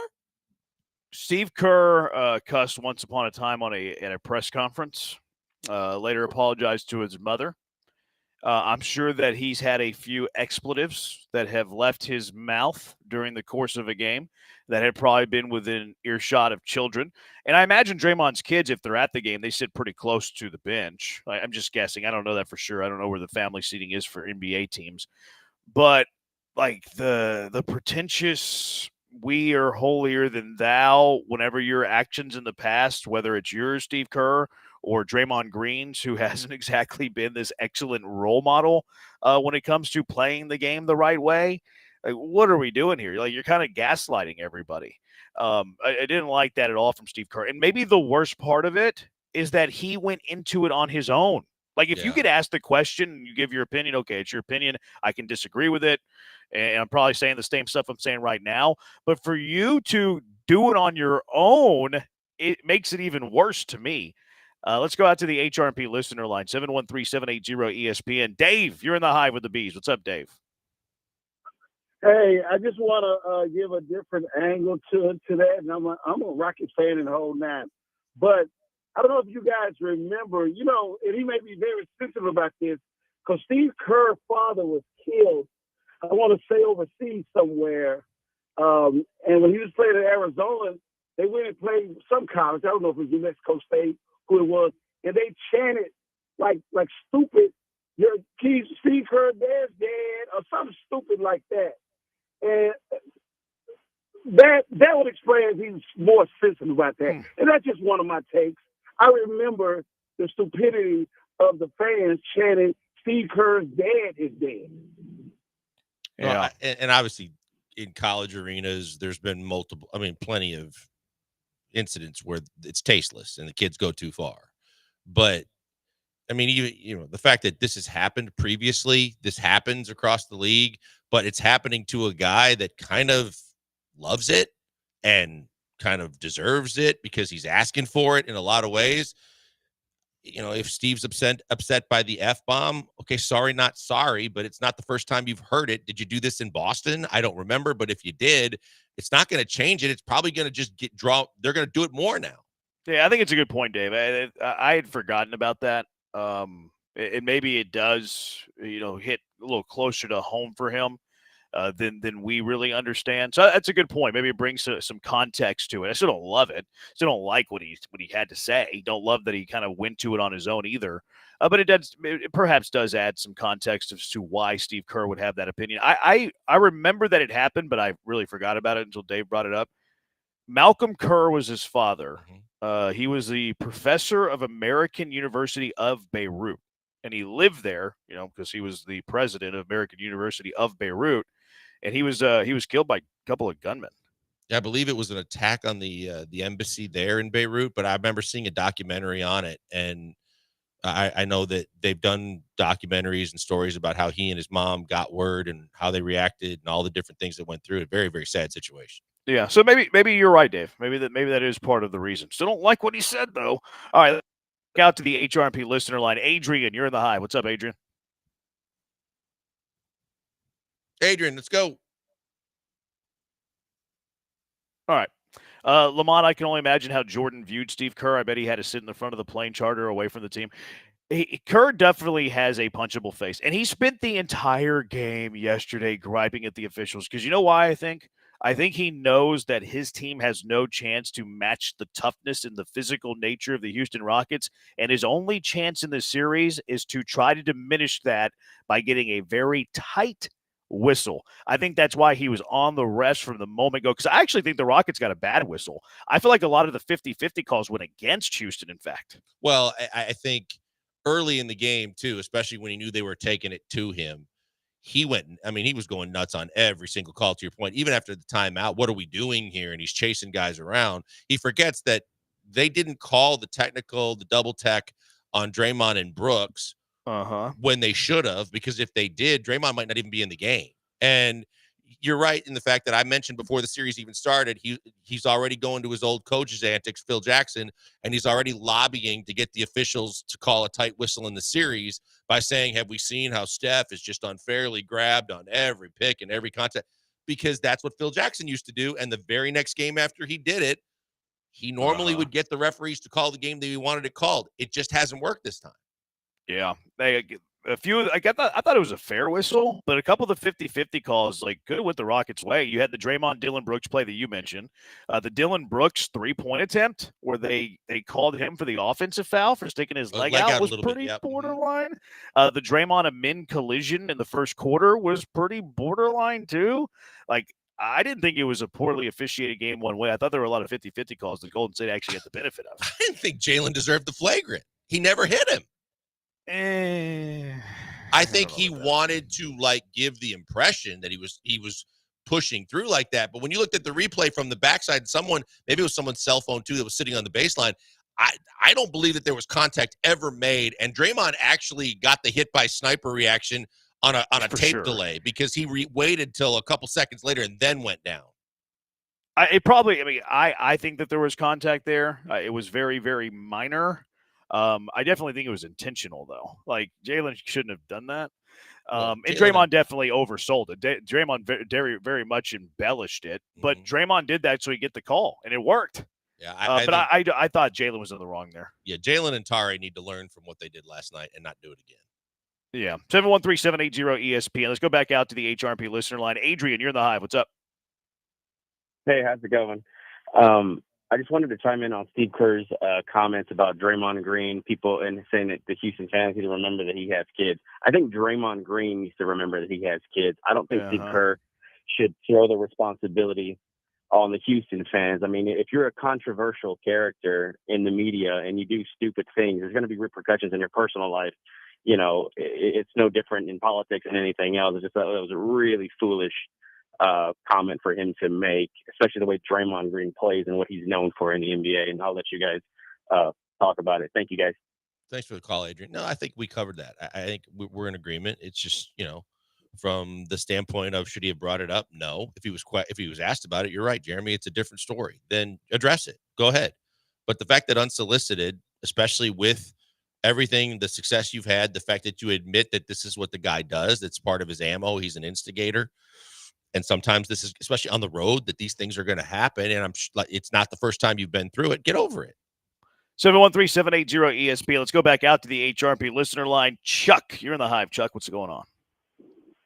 What's going on, Jordan? What's going on, Joel? What's up, y'all Chuck? doing? Good, man. Good to hear from you. I know, man. I just had to say, man, this is what it looks like when a dynasty falls apart. They ain't got no talent, and they're old. And this is, if the Rockets just keep their heads and put that pressure on them, they're going to fold like a cheap cat. And I wouldn't mind somebody off the bench taking a swipe at Draymond anyway. I don't give a. Y'all have a good day, guys. Thanks, Chuck. Good to hear from you. I don't think that they lack talent. I do believe that they still have guys that can play. They're ancient, though. They're old. Yeah, and they're still damn good. 7 seed. Okay. Just you keep saying that, and I'll back it up. They haven't won a finals since 2022. What have they done? What have they done for me lately? Yeah, what do you always say, Janet Jackson or whatever? Yeah. And they made the trade for Butler and they couldn't regain all the ground that they had lost.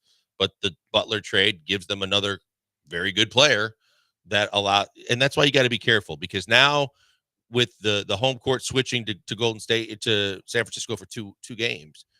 I mean, the Rockets, again, as much as they had to experience what playoff basketball was like on their home floor, now they're going to catch all of it and more. And everything that we're talking about is going to be completely reversed, because now the Rockets are going to have to take all the jeering and all the, the crowd come and the atmosphere.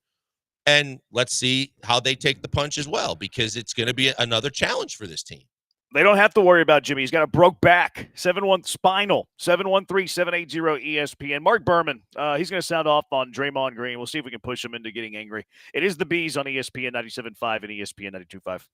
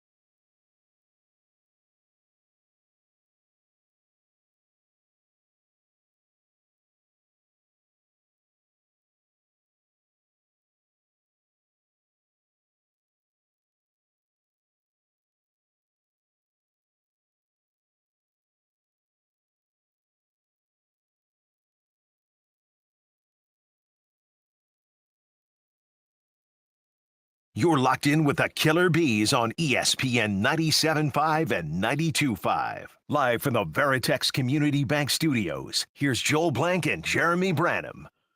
Being joined by the legendary Mark Berman on the HRMP guest line. Rockets win yesterday, beat the Warriors by 15, even the series, drama, physical play, chippiness, all of that.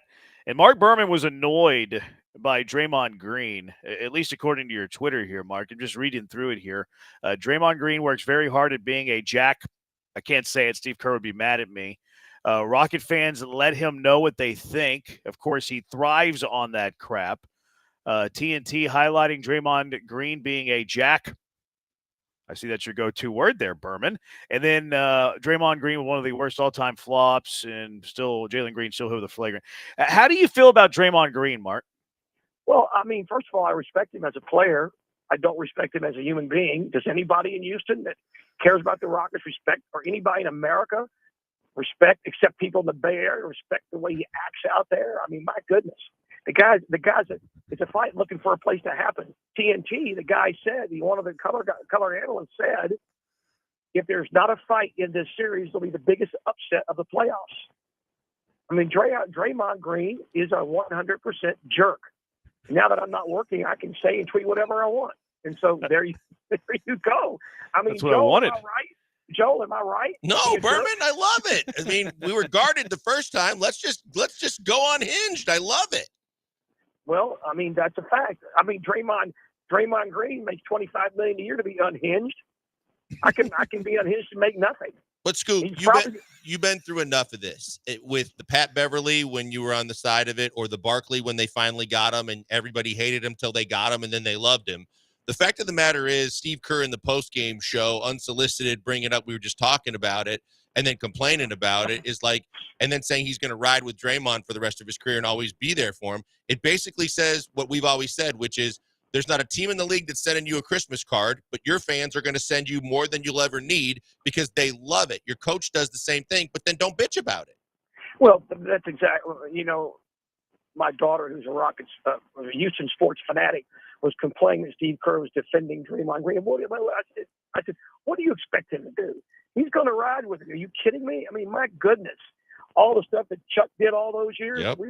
We didn't like it when he was wearing another uniform, although I got a big kick out of it when the Rockets were playing the Phoenix Suns. He was fun to cover. But once he comes on your side, you're all over it, I mean, but listen, you watch Draymond, come on. The guy tries to create a fight like every other play. And he's pushing guys and elbowing them and doing all sorts of crazy stuff. And he gets away with a lot of it. He gets caught a lot, too. But you know what's crazy? Joel, tell me, you guys, Jeremy, y'all tell me if I'm wrong. In 10 years, is he going to be in the Naismith Memorial Basketball Hall of Fame? Probably so, right? Yeah, I cringe at that because I just don't like it, but you're right. I mean, we've had the conversation. I personally think he will get in. I just don't really care for it. Well, yeah, he's got 4 rings. Now, I think Robert Horry probably should be in. He's got 7. Rudy's campaigned for him for years. Does Robert Horry belong in the Hall of Fame? I have said no, and I will stay with my opinion that I said a guy that averages 9 points a night does not deserve to be in the Hall of Fame just because he was on the right place in the right place at the right time. Well, it's a fair statement because would the Rockets and the Lakers and the Spurs have won those championships without him? The answer is probably yes.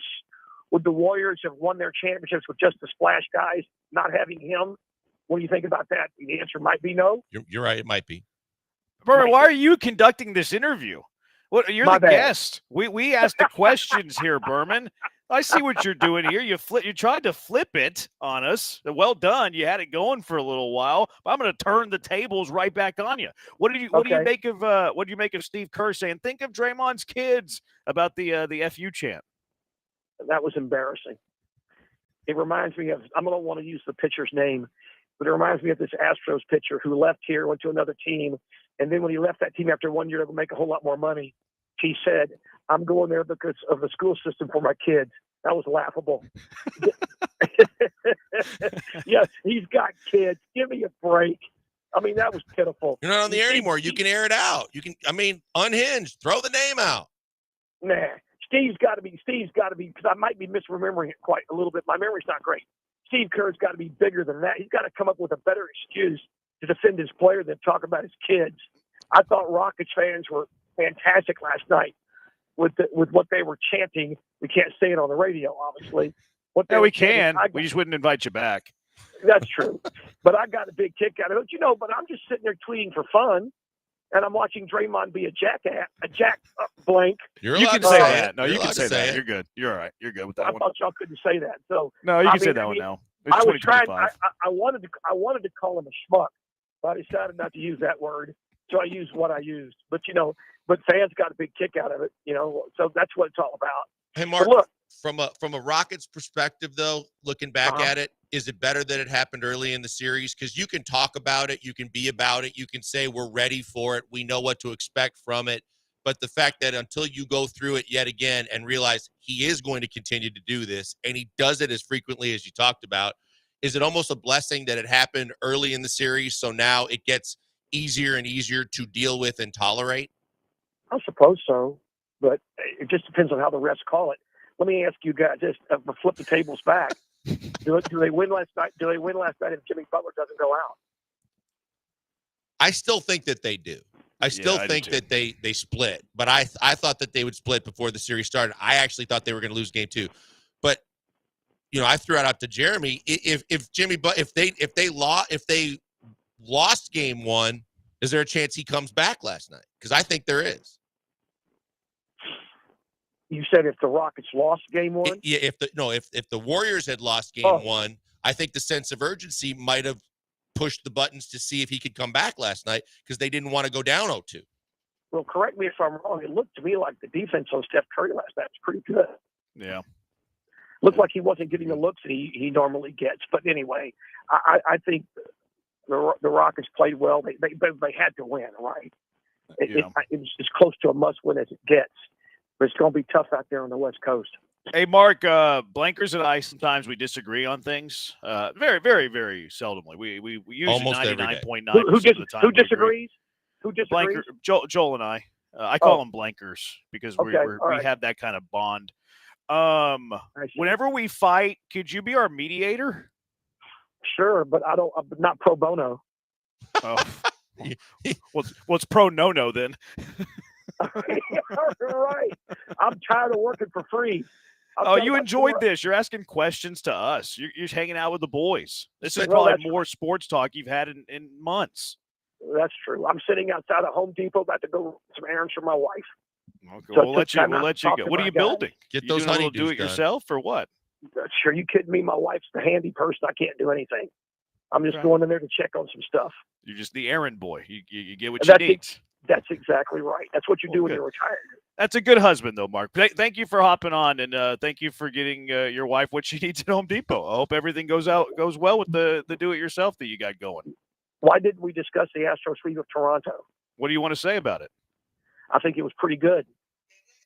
Well, that's why we didn't ask you, because that's all you got. Yeah, that's the kind of detail that we didn't need. Yeah, we got 3 hours here, Berman. We can need a little bit more than that. You need me to be more edgy, right? Yeah. Like, what you had to say about Draymond. That was perfect. Well, thanks for having me on. All right, Mark. We'll Good talk to hear soon. from you, buddy. See you, bye. Oh, Mark's the best. He is. I love Mark. He always decides. See you, bye. He's trying to get a check. He's trying to get us to pay him. He's working around McLean too much. He hasn't seen our books. All right, 713. Real quick here. Texans made a trade. Now, it's not impactful. Texans trade a 2025 fifth, 166 overall, a 2027 fifth to the Browns, and they get a 2025 sixth, which is pick 179, another sixth this year, which is pick 216, and a future seventh. Actually, it's this year's seventh. So the Texans have added 3 picks today. They gave up 1. So they're plus 2, and they gave up a 7. So they gave up pick 166, a future fifth. They acquired pick 179, pick 216, pick 255, 2 6 and a 7.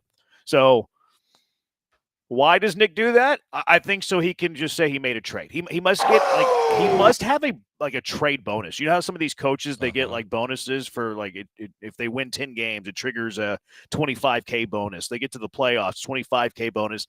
I think Nick Caserio has a $1K per trade bonus in his contract. This is like when you speak it to reality. because Daryl Morey, everybody used to say he had to make a move. And then Daryl would get hyper-focused and motivated that he had to make a move every year, too. It's like some guys are just driven by, I'm not saying Casario's like that, but it's like, this to me is a nothing burger. I was like, okay, great. I was expecting a lot more when I heard Texans made a trade, but yeah. All right. Well, I mean, maybe it's to get more picks to try to do something else. I mean, the Casario is always playing chess, not checkers. Maybe this is moving the pawn to create some room for the bishop. We'll see. All right, 713-780-ESPN. Let's get to the second storyline from yesterday's game. Jalen Green and the near 40 burger he had against the Warriors. It is the Bees on ESPN 97.5 and ESPN 92.5.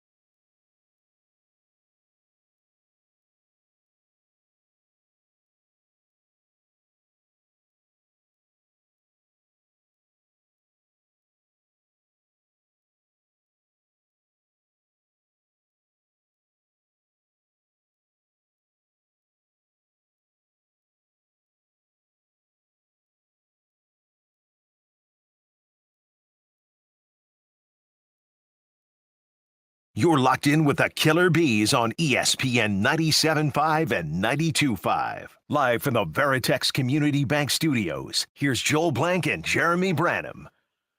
Jalen Green, 38 burger yesterday. Big time. I don't even think he had a great shooting night. I know he made a lot, but he took 18 threes. Like, he shot less than 50% from three. Like, he wasn't, he scored tons of points, 38. I'll take it every single night. No doubt about that. But it wasn't like an elite shooting night. Like, you have an elite shooting night from three, you hit, 75%. Like, that's kind of what I'm from three optimistic about. He was 8 of 18 from three. Yeah, but I'm not saying an elite shooting night. Elite shooting night? Like, you're on a heater? Absolutely. From three, 75%. Yeah. I think it's way too high. I think an elite shooting night, less than 75%. We're talking about one game, not over the course of a year, obviously. I understand that, but you can go on a heater from 3, but it's a tough shot to make. It's not a 50-50 ball like just shots from the field. I just think that's high. Steph Curry, 5 for 9 on in game 1, and that's not a great shooting night for Steph Curry. Yeah. Like Jalen Green's had nights where he goes like 5 for 7 from 3. All right, we agree to disagree. I mean, it's not an opinion though. It's like a fact. Like this is like you can look at this stuff. It is a fact. Like you can look up games where he has had nights like that. Right. I don't disagree that he's had nights like that, but I think an elite shooting night from 3 is maybe 60% at best, but 75% is that's unbelievable. Fine. Okay, so let's go with 60. He didn't shoot 60% yesterday. He shot less than 50. Like he didn't have an elite shooting night. That's the point. Okay. Like, so that's awesome. Like, he had 38 points and didn't have an elite shooting night. Like, he had a good shooting night, but I like the fact that overall, I thought he took better shots. You're talking about me nitpicking you. I mean, okay, sometimes I don't mind it for what it's worth. Okay. The fact to me is when I went back and looked, and then I know that other people were like hell-bent on putting together all of his misses and makes and what he did and what he didn't do. When I went back and watched game 1 again after the game happened, I just thought his shot selection was bad. It was a lot of contested, sometimes double teamed, sometimes forced, a lot of times forced looks. I thought he let the game come to him a lot more in game 2. And make or miss, I will live with if he gets that look from 3 or anywhere else on the court and it's within the flow of the offense, as you know the saying goes, but it's more of a he's not forcing the action every time. It's the ball coming to him as the next open guy. I'll live with that because I think that's who he is. I agree with you. Like I didn't think he had a great shooting night yesterday. I really don't. Texture says Joel is right. Another texture 75 is insane. Steph Curry is the greatest 3-point shooter in history. 60% is elite. 44 is still great. Okay, I'll concede 75% was too high. I'll go with Blanker's number 60%. He was under that. He was under 50%. Like he had a good shooting night, not a great shooting night. Now for his standard, maybe we could say it's great. Like it's relative, all that stuff.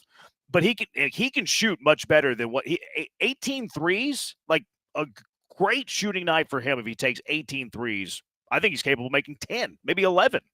Yeah, and I think that, again, when he is on a heater, 50% is probably right there at about what when he's really, really hot that I would expect him to knock down. Because a lot of them are still difficult. The difficulty level on the shots he's taking from 3, again, are not just those, hey, you got plenty of time to read the label because the ball swung to you. He gets so much attention that it's tougher for him. But I've said over and over again since he came into the league, he's not a shooter, he's a scorer. And scorers are going to shoot at a high volume to get their points. I mean, he's had 19 games this year where he shot 50% or better from 3. Like, that's a pretty big number. He's had 6 of 60% or more. He's had 2 of greater than 75% or more. Okay. I don't think that in my book, he's a shooter. I think he's a scorer.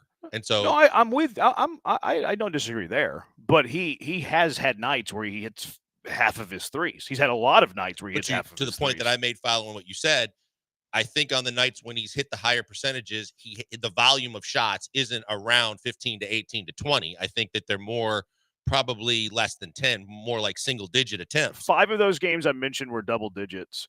If you want to throw in 45% or greater, there's 4 other double-digit games. Okay. I just think I think 18's a lot of threes. It's the most he's taken all year. Yeah, and if he made 9 of those, I'd be absolutely tickled. I think that'd be fantastic. But I also I commend him on the fact that a lot of what we talked about after game 1, he rectified. He attacked. He waited and let the game come to him. He got the shots that were better looks, and he took the shots that weren't as the degree of difficulty and contested nature. I thought that he played as good as he possibly could have played, coming off about as bad as he could have played. I think he could have shot it better. Like, obviously, I'm taking this game every time. I'm not saying, like, oh, my goodness, we're overrating. No, Jalen Green played great. Like, don't get it twisted. I think he is capable of even having a bigger night, is what I'm saying. Like, I don't think he shot it as great as he can do. I don't think he was on a heater last night. I don't. Like, you shoot 44% in a game. That's not a heater, in my opinion. But he played awesome. I mean, nearly 40 points. The thing, go ahead. No, I was going to say the same conversation we had at Steph Curry. I'll ask you, do you think Jalen Green has another 30 burger in this series? Okay, that's a loaded question. No, it's not. Well, I think it's loaded because I don't think he has to have a 30 burger, where I think Steph Curry has to have a 30 burger. Like for Golden State to win this series, I think Steph Curry has to be scoring nearly 30 points a game. For the Rockets to win this series, I don't think Jalen Green has to score 30. So that's why I say it's loaded. Do I think he does it again? I would say that Vegas would probably handicap it at no. It'd probably be pretty close to a pick 'em, but probably no. Maybe no minus 110, 120. Yeah, I kind of lean that he might. I mean, I don't think he's going to have 38. I think that he'll broach 30 again because these games happen and we've seen them. And it's the consistency is what I'm always harping on. But the fact that when he gets it going, whether the percentage is as good as, you'd like or not, the fact is he gets it done because he does the things that we've been talking about. Like if it's not going early, get to the line, get to the basket, take care of, use your strengths. He hangs in the air forever. He draws contact very well. He finishes around the basket. That can get him going. And once he gets going, he gets that confidence and he can really go. So I would almost lean that there might be one more in his back pocket. And you're right. He doesn't have to. Yeah. But I to think me, that's he the more important question. Like to me, that's what matters. Like it doesn't matter if the Rockets win or Jalen scores 30. And I think that, obviously it's the Rockets winning. But I believe Curry getting 30 is more important to Golden State than Jalen Green getting 30 is to the Rockets. And it probably speaks to the depth. That's exactly. Yeah, that's part of it. And then to me, looking at it from a Rockets perspective, I still think that he has to be consistently living in that 20, 25 point range for the Rockets to win games. Whether he gets to 30 or not, because I'm still looking at this going, yeah, Alpi had a good game. Didn't have a great game, but he had a really good game, and he had another double-double. But when you're looking at who else is going to contribute to that and how much can they contribute, I think it's very similar. I don't think maybe Jalen doesn't have to get 30, but I think Jalen has to be in the 20-25 range every game that they win in this series for them to get victories. See, I don't think so. I think it could be even like as little as 15, but he has to be making the right plays. He needs to have a high number of assists, and he has to limit the turnovers, and he has to be efficient. Like he can't have 15 on 25 shots. But if they're like trying to take him out of the game and say he has 10 or 11 shots, has 15 points, has 7 or 8 assists, and plays really good defense, they can win that way. If he has an efficient 15, they're still capable of winning. Now, inefficient 15, they're toast. Yeah, and I'm just looking at it going, okay, I think that those two guys are the head of the snake for both teams. I think that Curry is, and I think that Green is. I think that Şengün is I think he's going to get you a double-double, and he has a huge advantage as we talked about in this series. But I think a healthy Jimmy Butler is going to give you what Şengün gives you, probably maybe more on the points some nights. But I think that those two guys can be a wash. When I look at the rest ofs, as much as, we talked about the lack of depth and who else steps up for Golden State, I look at the Rockets in this series and I go, I don't care what they did in the regular season. I'm looking at them going, well, if he doesn't in one of those games, if we do want to say that the Warriors need Curry more than the Rockets need Jalen, who will? Who will? Because I mean, Jabari. I think they have a bunch of options. Like Alpi. Like I would start with Alpi. But I put him in the equation. I'm taking Jimmy and Steph, and I'm taking Alpi and Green out.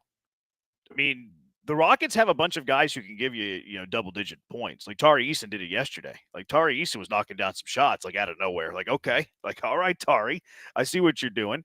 I mean, he scored 14. Like he's capable of doing it. Dylan Brooks, especially against a mismatch, I mean, he can get you 20, 25. He's not gonna do it every night, but in one singular game, he can. Especially when Steph Curry's guarding him. We've seen him in Thompson pop off for 20. I mean, Jabari could hit 4 or 5 threes. I think they have options. See, but I think Podziemski could do that. I think that. Yeah, he could. I think that Moody could do that. I think that Moody can give you 10, 12, 14 I like points. Podziemski more than Moody though. That was what the was for. Yeah, but I mean, again, if we're just talking about 10 to 14, I think there are some guys on Golden State's roster. Now, do I think that the Rockets are deeper and have more of those guys? Absolutely, I do. I mean, Golden State's obviously more dependent on Steph and Butler than the Rockets are on Alpi and Jalen. I mean, both teams are obviously dependent on both of their duos, but if you took Curry and Butler away from Golden State, they're one of the worst teams in the NBA. Yeah, I think you Green take could Jalen walk and Alfie into away a from the double-figure Rockets, game. they still might win like 35, Yeah, I think Draymond could walk into, on the nights where early in the first quarter, a 3 or 2 falls down. Not as the best player, though. Like, if you No, took Butler no, and Curry off the floor, like, now you have, like, a better defender on Draymond, and their defensive philosophy isn't leaving. Like, they left him wide open from 3. When Draymond hit that first 3 yesterday, I said yes. I said, okay, that is good.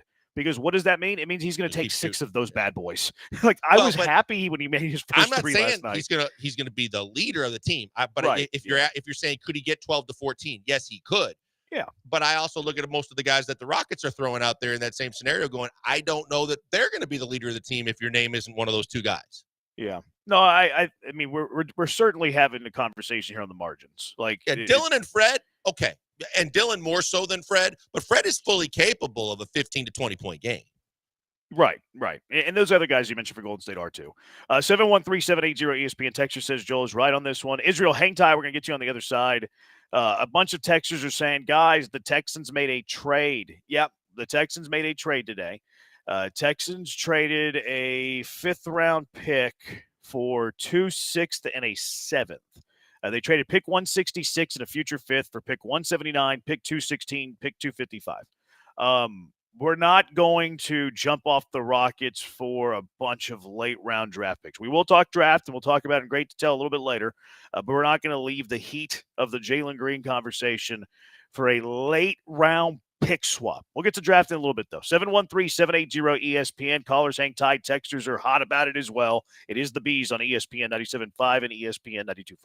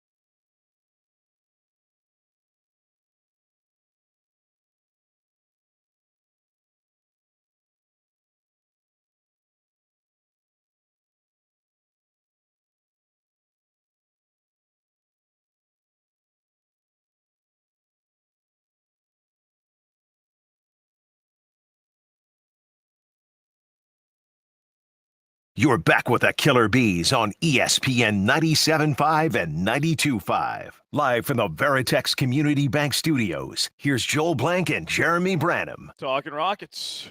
Texas says great. Israel, an emoji with the censorship over the face. So there is that. All right, so let's go out to Israel. Israel, texter, he's not happy that you're calling in. I will warn you, so you got to come strong. But welcome into the Hive. How you doing? Yeah, today? what's up? What's up? Hey, Jalen officially after the last game is a star. I wouldn't trade him for KD right now. Head up. Throwing up I would not, but they gotta treat him like KD now. He gotta be aggressive and keep that same energy, bro. He gotta keep the same energy. I was surprised.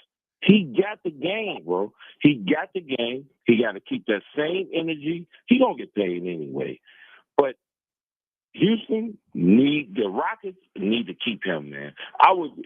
They need to get around Shepard, man. But him, he that guy. That's all I got to say. He been he even stepped up into another realm, bro. He got to keep it going, but they gotta, and Van Vliet got it, like I had text. He got to do like he did in Toronto. They got to feed him the ball. You know what I mean? Treat him like a KD. How are both of these guys going to get that many shots up, Israel? No, I think he's saying that Fred's got to feed the ball to Jalen. Oh, okay. I got you. You need to be a facilitator. Okay, I misunderstood. My bad. Bro, I would not head up. If I was the owner and they said, okay, I'll give you Kevin Durant for him, I wouldn't do it because he got the same skill set.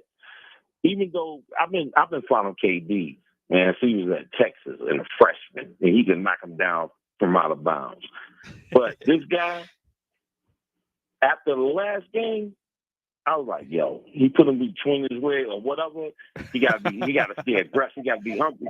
He gotta be hungry though. All right, y'all. Yeah.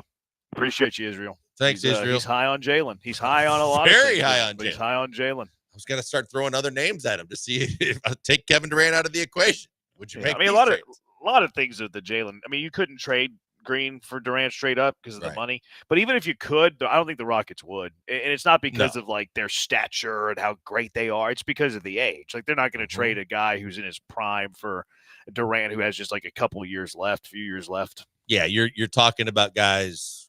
I mean, not saying that this is scenarios or anything like that, but guys that we brought up when they were throwing trade scenarios out. Trae Young, John Morant, guys kind of in the younger ilk where you can say, I'm not just going to get 2 or 3 years out of a guy like Kevin Durant. You're talking about a guy that has a lot of years left like Jalen and getting a guy back that maybe even a little bit more proven that has as many years or close to the same amount of years as Jalen. Yeah, and he's not going to score 38 every night. You just want him to be effective, make the right play. Where I agree with Israel is with the aggression. Like, I like aggressive Jalen Green. I don't like it when he's passive. So I agree with this point on that. But controlled aggression, right? Because game one, we saw him dribbling into double teams, dribbling with his head down. Yeah, because to his point that I was going to make before we took his call is it's not, regardless of what we get out of Jalen or Şengün, they're reliant on how the other guys in their starting lineup and that in their rotation play.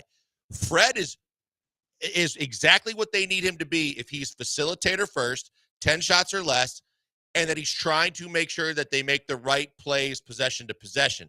Fred is a nightmare as he was in game one when his first mentality is, I need to shoot, and I need to shoot from anywhere. Yeah, I mean, he still didn't shoot any very good last night. Still jacked up 7. K Crow on YouTube. We need Van Vliet to hit 35% of his threes. He's been terrible. He was 2 for 8 yesterday, 1 for 7 from 3. Ime tried to defend him in the post game, which I mean, good coaches are going to do. He's like, well, he's guarding Draymond on the defensive end. He's taking away a lot of their point of action with what they do offensively. When a man's off the floor, he's picking up Curry 94 feet. He's got to initiate the offense. So he's kind of defending him for poor shooting nights. But I do agree. Like, if the Rockets are to win this series, they're going to need a little more from Fred VanVleet. They can't live with him going 2 for 13 from 3, 1 for 7 from 3. They're going to have to he's going to have to pick up his shooting just a bit, not a lot, just a bit. Plus, I think that when I say that the guys around those two guys, and particularly Jalen, they have to do what they're supposed to do. If Fred is facilitating correctly, Dylan Brooks probably deserves more shots. because Dylan Brooks is a good three-point shooter. And if Jalen is doing what he's on attack mode, then they got to collapse when he gets in the lane. When he starts putting the ball on the floor, multiple defenders are going to come to him. That means someone else is going to be open. And if they play their cards right, that means Dylan should probably get some pretty clean looks at three if they're playing the way they're supposed to play. I thought he had a bunch of clean looks yesterday, and he didn't take a ton of them. But he was. I mean, 6 for 12, 2 for 5 from 3. Dylan shot it fine. Yeah, I'm with hey, shoot a little bit more. Yep. That's okay. I don't hate you for that. Look, again, I wasn't a believer in his consistent three game. This year, he had one hell of a year shooting the ball from three. He deserves the opportunity, if he wants to shoot those balls. You're right. There were times last night that I thought he should have shot the ball when he got it behind the line. Asim says Jabari's underused. He needs run. I'm okay with the minutes Jabari's getting, but I would like him to shoot a little bit more. 24 minutes, he only took 4 shots.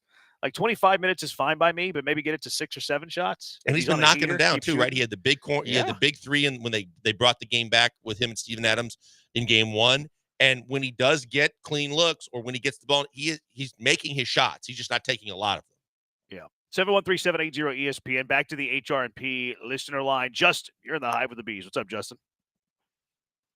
Hey, guys. I'm not much of a sports talk radio call-in. I don't think I've called in since I was in college 20 years ago and broke looking to win some chicken wings. But the 75% threshold for elite shooting literally was so outlandish, it compelled me to call in. I know you've tried to walk that back since, but I went back and looked at some stats real quick. There's only ever been 2 players in the history of the playoffs to make 10 or more three-pointers in a game. Lillard has done it twice, and Klay Thompson once. And those numbers are 12 for 17 for Lillard at 70%. That's the best three-point performance in the history of the NBA playoffs. Klay Thompson, 11 for 18 at 61% would be the second best three-point performance, followed by Lillard, 10 for 18 at 55%. And there have only been 18 times when a player has made more than Jalen Green's 8 three-pointers last night. And on top of that, he went 5 for 7 on his 2-point shot. So I'm not going to say it was an elite game. Mainly I'm calling to just put into perspective how absurd the 75% number was. So anyway, no further comments. Justin, thank you for breaking your celibacy. We appreciate you being a part of the Hive. You can call again. Yeah, the one concern I did have with Jabari, real quick, I would say is he did hit some threes that were wide open. I think it was late third, early fourth, maybe. There were times when I was thinking, why is he not on the floor more? I know he's dealt with some injuries, but whenever he was handling the ball, there were some moments that just looked cringeworthy. So I don't really know what's going on there, or maybe just getting back into the game. But I've certainly thought Jabari needs more minutes. But there's also some times where he makes me completely flip-flop on that opinion. So anyway, all you have to listen. Thanks, guys. Thanks, Good call, Justin. Yes, you're welcome whenever. I don't want you got Jabari me. handling Hold on, the ball. let me own it. Let me wear it. Let me take it. Let me give Justin his flowers. You got me, Justin. You got me. I admit that I am wrong. I overshot it at 75%. That was way too high of a number. I should have went with 60. 60 is an elite shooting night from behind the three-point line. The volume, like Blankers mentioned and like you proved, should probably lessen that number. The more shots, probably should lessen the three-point shooting percentage. You argued it very well. That was an elite call. You got me. I just had to sit there and wear it because you won. I'll take the L on that one. I concede. I am a big, giant loser, and I was big time wrong. And in fact, during the call, I pulled up, we have a document for Bad Take Boulevard. Justin, I put myself on Bad Take Boulevard for saying that 75% from three, especially at that volume, would be an elite category. So I own it. Give me the big giant L. And chicken wings is a great idea. I might do that tonight. B-Dubs has the all you can eat on Thursday. I might have to go to the Manhattan B-Dubs and stuff my mouth with a bunch of wings during this draft. Could be worse places. There you go. No, and But good call, Justin. You're a wing connoisseur, so that's big. I am. Love some wings. All right, people still want to talk the Rockets. We'll get to draft here in a little bit, too. 713-780 ESPN. It's the Killer Bees on ESPN 97.5 and ESPN 92.5.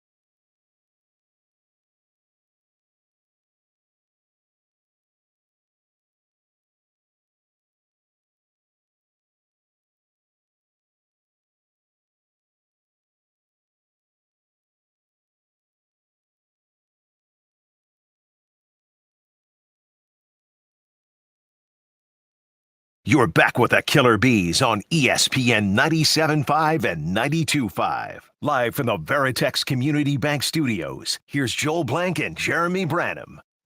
Killer Bees, ESPN 97.5, ESPN 92.5. I'm still licking my wounds from Justin owning me. And I'll be a stranger. Texture says under on Jalen Green in Game 3. Well, I mean. Under what? Under points. I know that 30 or? No, I think he's saying whatever Vegas has it at. I mean, he didn't put much context. I'm assuming he means what Vegas has it at. I don't think Vegas has it out yet, but what would you put the line at for Jalen Green points Game 3 in the Golden State? 25.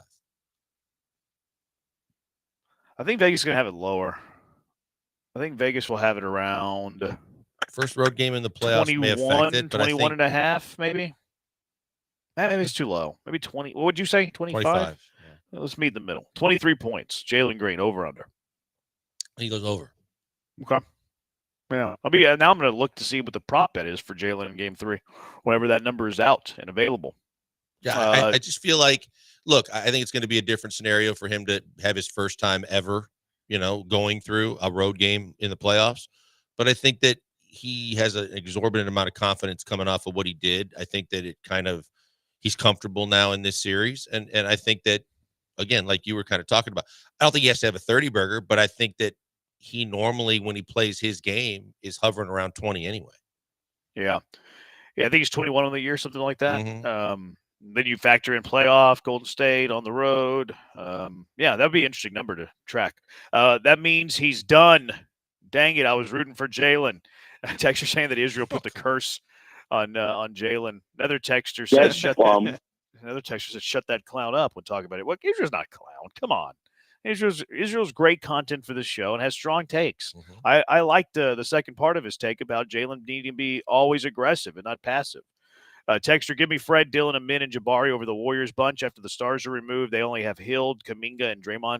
Kuminga only played too because Butler got hurt. Like he was a DNP. Has been a DNP for a while now. It's weird. I believe they took Kuminga before they took Moody, and early on, they were all about they got to re-sign Kuminga, and now they're all on Moody, and Kuminga fell out of favor. So, but those two guys, I mean, look, I was a big fan of Kuminga's game as a young and up-and-coming player, but Moody, they obviously believe more in. Texter, thank you for your service. He says it's 20.5 right now. O'Brien just said it's 20.5 on Underdog too. I can't believe they already have the prop bets out there. My goodness. So 20.5 for Jalen Green points game 3. So you said over on 22, 23. Mm-hmm. So you're over on 20.5. Yep. 20.5 kind of feels light, doesn't it? It does feel light. I believe that's probably factoring in the road game. Like I said, the first time environment on the road in the playoffs in San Francisco in a tough environment. But I still think he'll find a way to get 20, 24, 25 points. Yeah, that's interesting. He doesn't need to score 30 again. He needs to do it multiple times to grow as a superstar. He's either that guy or he's not moving forward. And then Texter says, is Amin Thompson underperforming or is he right where he should be? I think I think he's a guy that's kind of taking it all in, and every game is a growth for him. And just by getting the experience, I think he's just fine. You just until you've been through it, you don't know what to expect and how to get to it. And now he's kind of learning along the way. I think he was way better than he was in Game 1. I think he'll continue to get better in this series.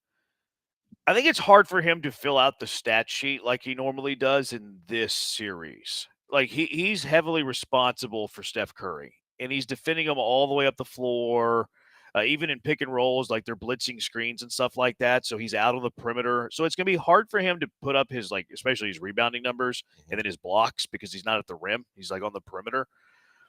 I mean, the scoring, he's never going to be like an elite scorer. You really don't want him to take tons of shots unless they're at the rim. See, I think that's where you're onto something. The same way when we're talking baseball and you're breaking down what you think are more like meaningful stats when we talk about offense or pitching or whatever the case may be. I think from a basketball perspective, you judge a men differently than a lot of players in this league. Not saying that it's right or wrong, but I think that when he's at his best, he doesn't have to be Jalen Green scoring 20-plus points. He just has to do all the things. You know, the term probably is used too much about Swiss Army knife, but I think when you see him at his best, he's defending, he's rebounding, he's offensive rebounding, he's assisting. He'll still get you about 10, 12 points, but that's not how you should judge him, because it's the other things, that all the little things that he does that become big things. Yeah, I don't want to use the word underperform, but I don't think he's playing his best. No. But I also think this is a series where he's going to fill out the stat sheet. Like, the stat sheet to me is irrelevant for Min Thompson in the series, because most of what is his most important value in the series? It's defending Steph Curry. And like, where's that going to show up in the box score? It's not. It's going to show up in Steph Curry's point total and his shooting percentage. Like, that's the most important of Min Thompson's stat, is what does Steph Curry's line score look like? What does his shooting look like? So, but I also don't think he's playing the best that we've seen a Min Thompson play. Oh, for sure. I still think that he has something there in this series. I think he's been fine. I didn't love that he got in foul trouble yesterday, but I think he's been fine, not his best. No, and I think that, like I said, I think he's going to get better as the series goes on, because I think he's still feeling out everything about the playoffs. And you're right. Unlike the regular season, when you're assigned to a guy in the playoffs, it's a different animal. Especially, people don't understand, like, they do these little things now where they can monitor how much a guy runs over the course of a game. Steph runs between like 3 and 5 miles on some games. Insane. Like, he is always on the move, and chasing him down will wear your ass out. It's like a soccer player. Yeah. I agree with the scoring, but do you feel his presence is more my question? See, I feel like his presence has been spotty. Like, I felt his presence in game 1 in the fourth quarter, but I thought he was kind of a no-show in the first three quarters. I think he got super tight for the first 3 quarters of game 1. Yeah, like, so I didn't really notice him in the first 3 quarters, and then they got down 20, and then it's like, okay, here he comes. Yesterday he got into early foul trouble, so it was hard to fill his presence because he was in early foul trouble. But then he had some moments where he was getting to the basket, Euro stepping for a clean look for, I think it was Dylan Brooks, getting to the dunk spot and dunking one home, playing good defense with Steph. So I think his presence has been spotty, and I think that's why he's not at his best, because we've seen him in Thompson at times this year where it's not spotty, where Min Thompson's presence is felt from first horn to final horn. Yeah, that's why I think that the one that comes to my mind, too, is he drew contact on Draymond, and he was able to finish at the rim and still complete the play, where you're like, okay, he can do those kind of things. I just feel like as the series goes on, he will have his presence felt more. But you do, to your point, you do have to give him a little leeway because of what he's exhausted sometimes on the defensive end. Yeah. That's job number 1 in this series. All right, 713-780-ESPN. NFL draft coming up in a little over 2 hours. Willin Dillon, son of a gun. Woo, Nick Casares already made a trade. Will he be making more trades today? Was this a precursor to a trade? Also, top 5 girlfriend moments in NFL draft history. I'm also going to tell you what I'm betting tonight. I got a lot on the table, way too much on the table here. All right, it's Killer Bees on ESPN 97.5 and ESPN 92.5.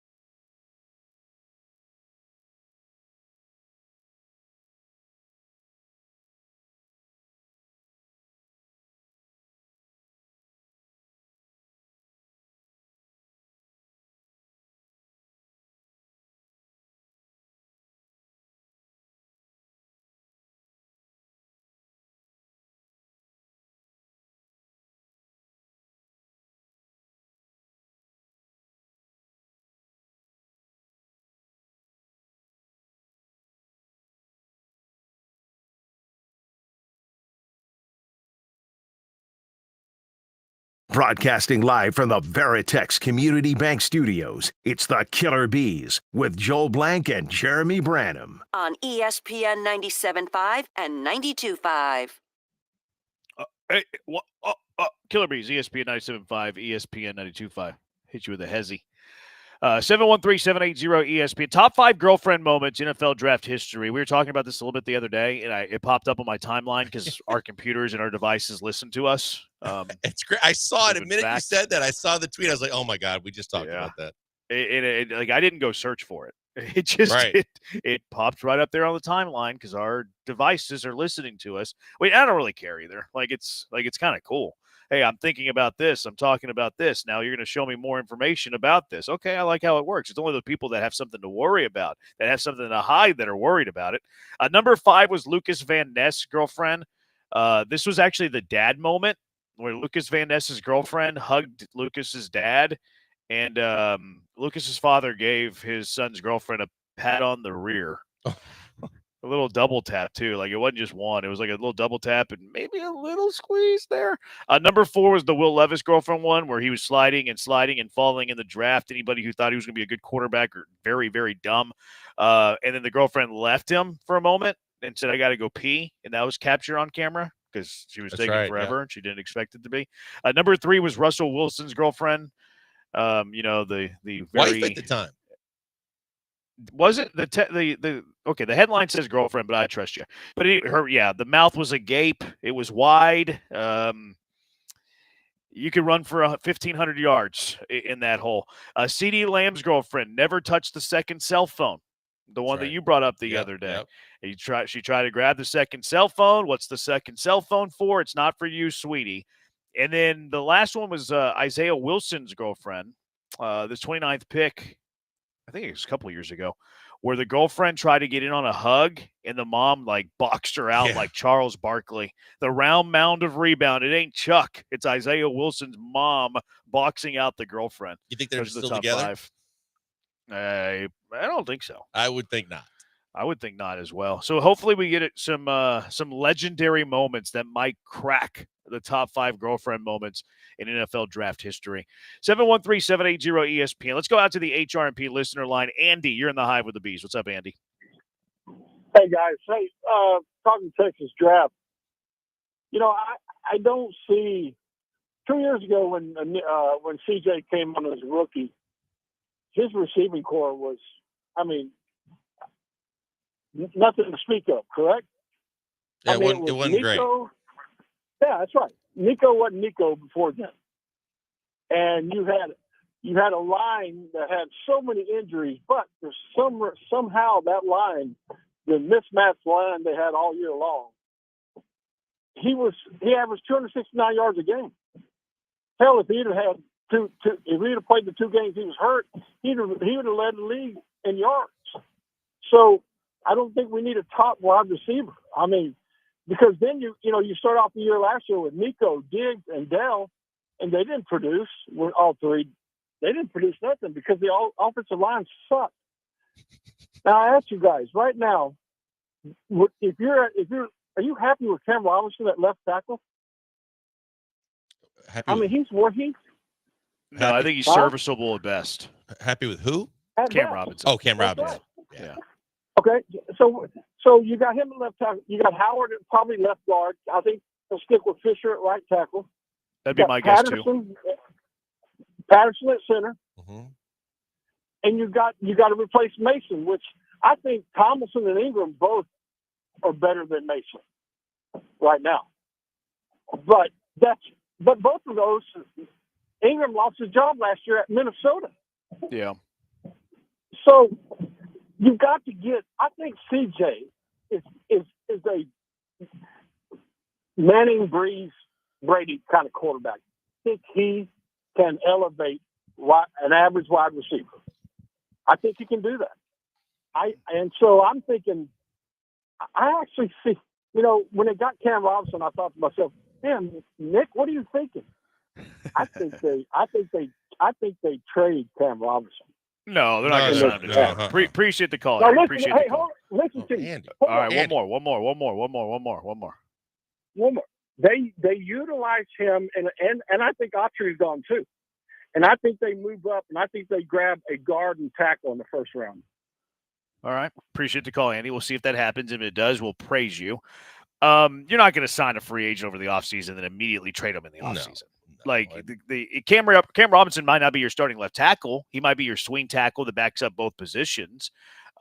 Maybe he's just a left tackle for 1 year. Maybe you draft a guy who you can play at left guard and then move him to left tackle a little further along in his career. You bump Titus Howard out to right tackle. Now, what does that mean for Blake Fisher? Probably means he's on the bench. There are options there. Now, your overall point, I agree with.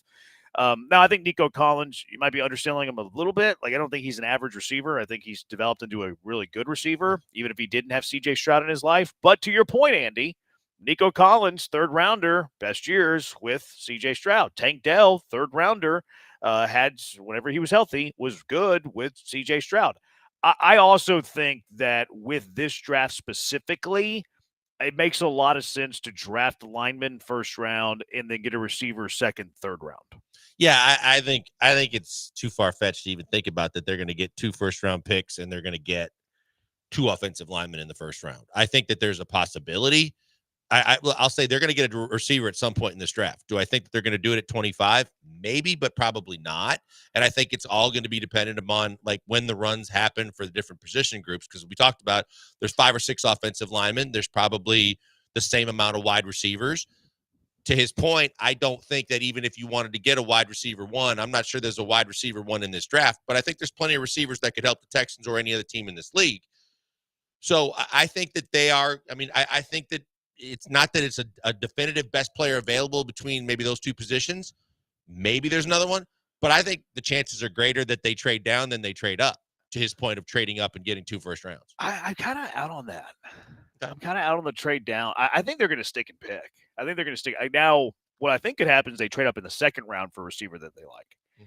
I think that's more plausible, just kind of reading the tea leaves here. But I agree with your point, Andy, about offensive line needs to be the priority there. Now, Ocho would argue you to the death. He thinks Matt Golden needs to be the pick for the Houston Texans, or fold the franchise, I think is what he said. Matt Golden or fold the franchise, according to Ocho. But I agree with you, Andy. Especially we don't know what Kaylee's offense is going to look like. What if he wants to run a lot of 2 tight end sets, which I think is possible. He grew up with the Rams. I know McVay's high octane. Even McVay likes doing a lot of 2 tight end stuff. So I think this offense isn't really suited for 11 personnel with Nick Kaylee. So if it's not suited for 11 personnel, and you have Nico and you have Christian Kirk, who, you went out and got. I think that they value him, obviously. It does lessen the demand for wide receiver. Now, I think they will draft one, like you said, Blakers, but I don't think it's going to be in the first round. No, I would agree. I was going to say that if Golden's there at 25 and one of their kind of top of their draft board offensive linemen are still available, I think they go offensive line. Yeah, Ocho, what's up, guys? Hey, draft Matthew Golden for the franchise day. Another texture. Do y'all think Nick might trade into the top 5? Lance has Banks Jr. in the top 5. I just think it's too high, and the price would be too steep. I don't think so. It's like when Andy said they're going to trade Autry, and they're going to. I just don't see that happening either. I thought that they might release him. Didn't they restructure his deal? Restructured his deal and signed him. Okay. Yeah, I couldn't remember if I was remembering that correctly, if I was pulling a Clemens and misremembering. Nick Caserio did make a trade already today. He traded pick 166 and a 2027 fifth to the Cleveland Browns, his favorite team to trade with, them and the Eagles. He got pick 179, so traded down 13 spots. He got pick 216. He got pick 255. 216s, 179, 216, both 6-round picks. 255 is the second to last pick in the draft. So, Mr. Irrelevant's bridemaid is what he traded for there. I checked it on all the trade charts or whatever. It's dead even. I think what might be happening here is that Caserio has some possible deals other places, but the team that he's dealing with or negotiating with is hey, give me pick 166. And Caserio's that's too much. What if I get you pick 179? And then he also got some extra draft picks with it. I think this is kind of like the general manager version of making change for a $5 bill, where it's like, Okay. hey, yeah, like somebody else is asking for a 5. Caserio's like, I think it's probably worth $3. So then you trade the 5, make change of it, and you give the guy $3 and you save the other $2. And maybe it's Let's a see. precursor to something else. I mean, that's my theory, at least. Okay, because otherwise it's a We'll nothing see. burger to me, and I think Absolutely. and the 5th rounders obviously have more value than the 6th and 7th. But if it's only 13 slots, Yeah, then roll with it. yeah. Like I agree with you. Like if it's not a precursor to another trade, what are you doing? Like why even like what? Why would you make it? Like, is it because you want more players and Nick Caserio would tell you those late round draft picks mean nothing anyways, right? Because he's always trading those away and he likes undrafted free agent. I think it's a precursor. We'll just have to hurry up and wait to see about that. 713-780-ESPN. The only thing that scares me more than Nick taking a lineman in the first round is Nick taking 2 linemen in the first round. Look, it's plausible. Nick Caserio is a willing, dealing son of a gun, but I see your joke here. Nick Caserio is not drafted unless Caserio is letting someone else pick. I'm worried about any O-line picks, says Aggie Matt. So there is concern from the fan base that Nick Caserio is going to be drafting more offensive linemen because his draft record in Houston has not been excellent when it comes to drafting offensive line. In fact, it's been very poor. Yeah, and Very totally understand that. Yeah. By the way, when Kenyon Green was drafted, was he ever on with John and Lance? He was definitely on our station. So he was right? on with us. That's why I'm asking. I don't think the he question. was on. I don't think so. Because Dell was selling them out today and crushing them, going they're the curse for offensive linemen with the Texans because they've had multiple offensive linemen on. And he mentioned Kenyon Green a couple times. I'm like, wait a minute. The only people that had Kenyon Green on because they actually got scolded for it after the fact was we got him on because his agent was my buddy. I don't think John and Lance got him on. You get a little annoyed that Dell said that they had the bust of Kenyon Green on their show when it was really on our show. I just want facts to be facts. I don't think we're a curse because we didn't have multiples. They've had multiple examples. The curse No, away? I just want credit where credit's due. We got Kenyon Green on after he was drafted. No, I can't believe you're fighting over Kenyon Green. Fighting over getting the proper Credit due for that being a curse? we got a Texans draft pick on when you're first round draft pick. Let's sell it and hard. you're not supposed to get those on except for the flagship. Blankers wants the credit for Damn right I do. bust. Maybe the biggest draft bust in NFL history. Brian hasn't talked all day, and now he's jumping in on it. Blankers Fine. he wants the Kenyon Green love. Stupid Dell. What do you know? It was us that cursed Kenyon Green. Not fart. the bench. Yeah. He's having territory wars with Kenyon Green. I love it. 713-780-ESPN. All right, here's what I'm betting tonight. I'll let you know on the other side. Lots of them. If you want to fade them, I get it. I understand. If you want to tell them, okay, that makes some sense too. All right, it's Killer Bees on ESPN 97.5 and ESPN 92.5.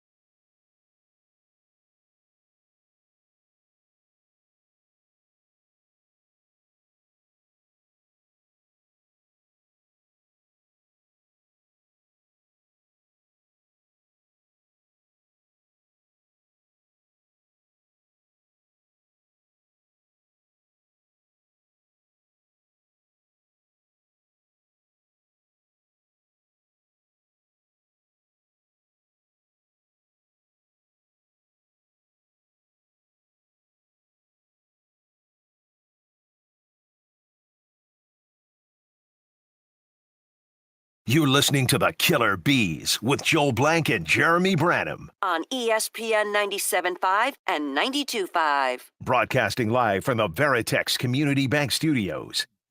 Draft just around the corner, a couple hours away. We'll be covering the draft here on ESPN 97.5, carrying NFL draft coverage. So if you're on the road, you have to leave the house, you're going out to dinner, or you just like listening to the radio coverage of the NFL draft, ESPN 97 Place is your spot for it. We'll also have the second round tomorrow. So this is your home of the NFL draft right here for the unbiased, straight down the middle coverage of the NFL draft.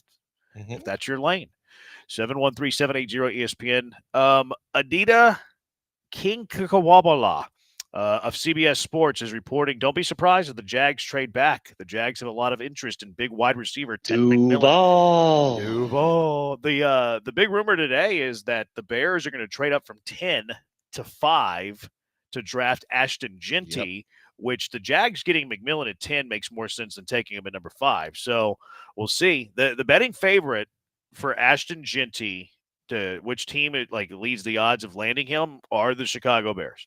The draft spot for Ashton Genty, the top spot according to Vegas, is pick number 5. So we'll see if Vegas has caught wind of this trade before everybody else has caught wind of this trade. Something to monitor tonight for fun. Yeah, no, and then you wonder what the Raiders are going to do, because it's been pretty much every mock I've seen leading up into today was the fact that the Raiders at 6 were going to take him, and that he'd be the perfect fit. And now if the Bears get him, it's like then the Raiders shift gears, and I don't think that they go to Shador, but it would be interesting. It's going to be interesting to see how that shakes out, because I've seen the same as you, that a lot of people are trying to position to possibly get up higher than the Raiders to get Genty. Yeah. Yeah, it's I think Genty goes pick 5 now. Texture says, how old is Dell B-Mac? He ghosted you, didn't he? No, he did, but I think, didn't you get the answer? Yeah, he told me yesterday, the day before, he's 36. I think that's what I guessed, isn't it? No, you guessed you guessed 41, 42, bro. by the way. Yeah, you said 42. You had him in the 40s. Yeah. I forgot that. What do you think of the Texans drafting Jaden Higgins in the second round? I'm down. I think that'd be awesome. It'd be really good. Me too. I'll take Jaden Higgins in the second, because that probably means O-line in the first. All right, here's what I'm betting. Okay. I'm betting a lot of stuff. Tell me whenever I'm crazy. There are a couple things. I was doing this morning at 5 a.m. in the airport, by the way.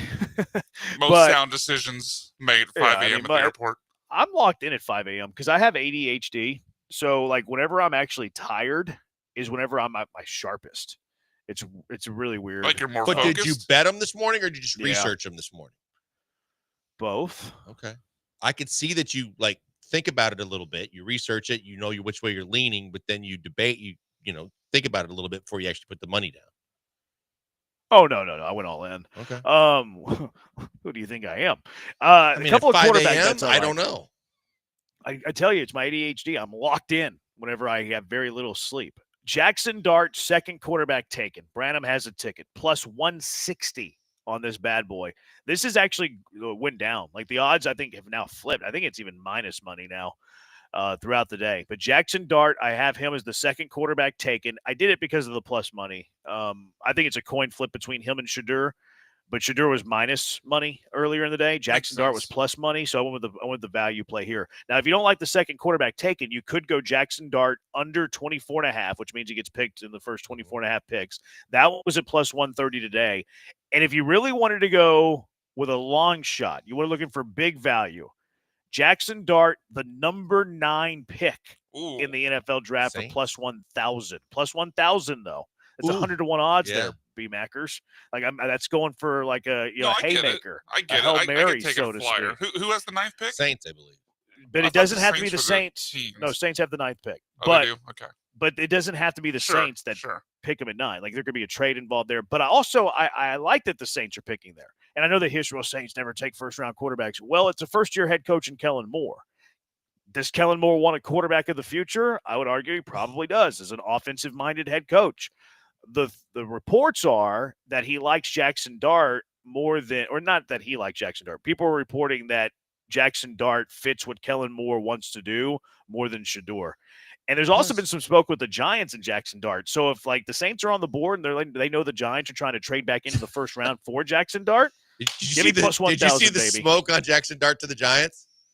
Yeah. Shane's kid, Shane's kid did like The odds, some too. tweet or Instagram where he put out a picture of Jackson Dart, and then they made it private because everybody was pouncing on it going, oh, this means the Giants are interested in Jackson Dart. Well, I was scrolling earlier, though, and I was looking at Jackson Dart, the favorites for like where he lands. The Giants were the favorite to land Jackson Dart. But to your bets, though, wouldn't that most likely be trading back in at the end of the first round? That could still be second quarterback taken or top 24.5 picks. Yeah. Oh, I was thinking it'd be after 24. But you're right. It could be still top two quarterbacks. And to the Saints smoke, the fact is that Carr might be out. That he's got such a shoulder issue going on right now. He might miss the whole season, and the rest of the quarterbacks on their roster are pretty much hot garbage. Look, and I'm not. If gun to my head, is he going number 9? No, but I'm getting plus 1,000 value here. Yeah, like this is Yep. it's a haymaker. I have Nick Emenwari as the first safety drafted at minus 120. I feel like the odds there are good. I feel like he's going to be the first safety. I have Mike Green, top 17.5 picks at plus 175. I have Mikael Williams at top 15.5 picks for plus 350. I have Jahdae Barron, first top 18.5 picks at plus 170. Mika Egbuka, top 29.5 picks at plus 200. I actually don't like that bet, but the value is good.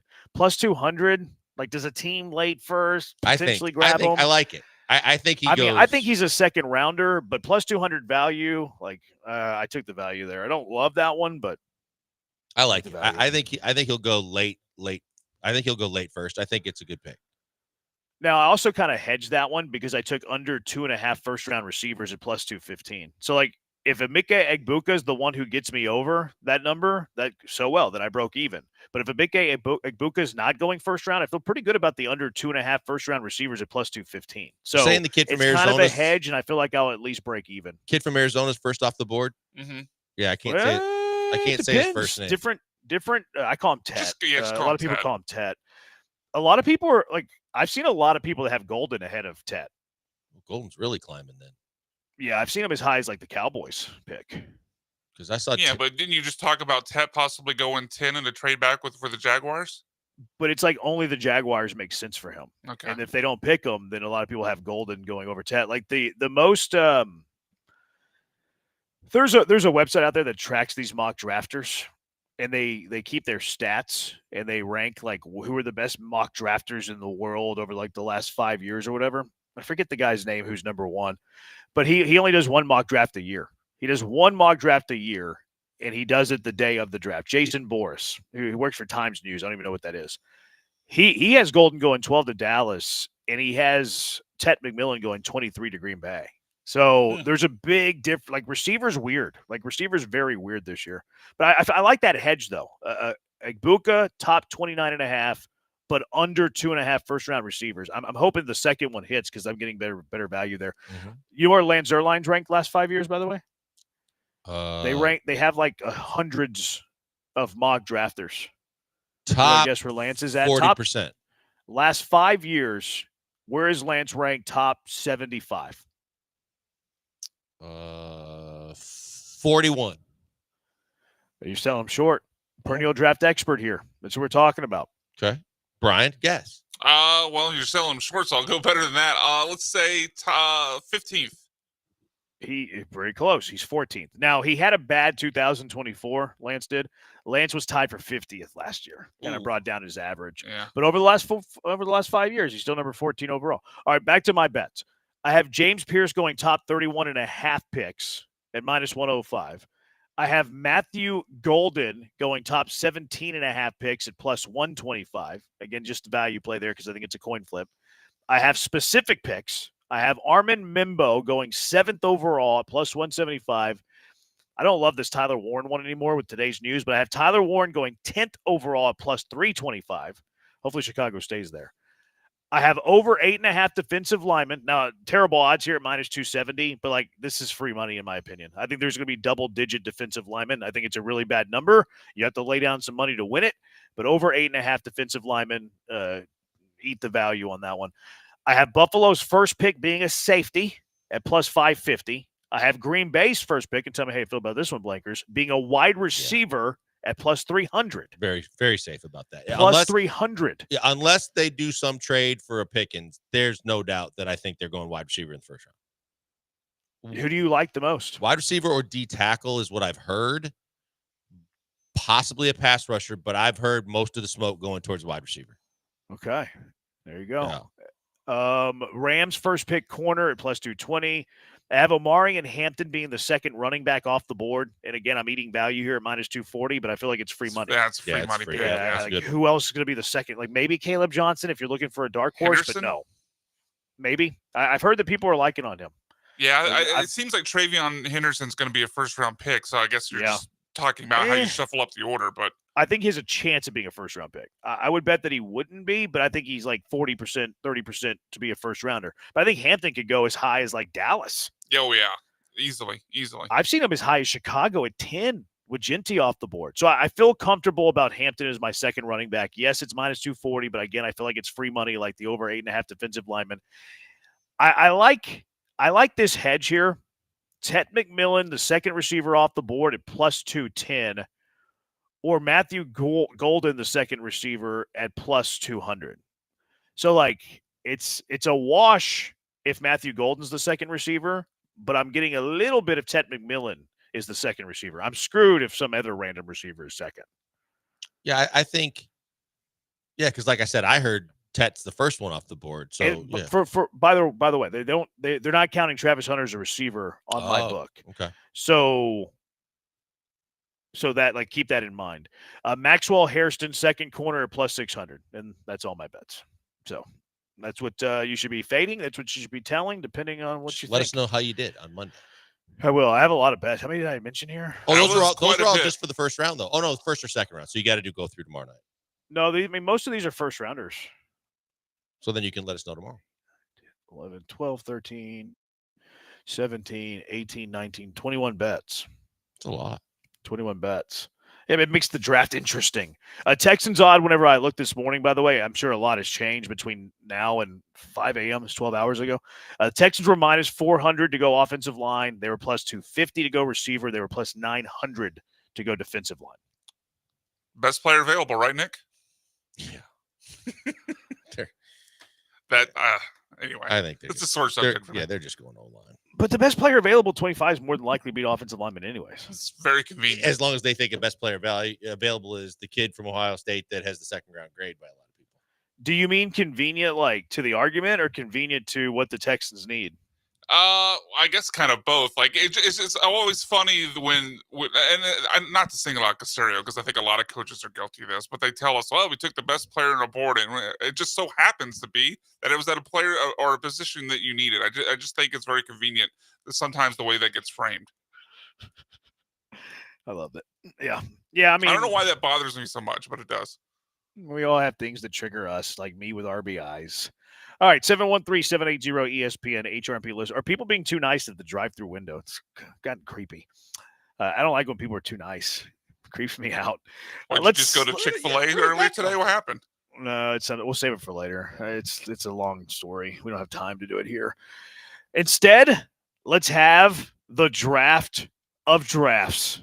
Yes. We're going to draft drafts. What are the best drafts? We're going to draft them now. It is the Bees on ESPN 97.5. What are the best drafts? 713-780-ESPN. Killer Bees, ESPN 97.5 and ESPN 92.5.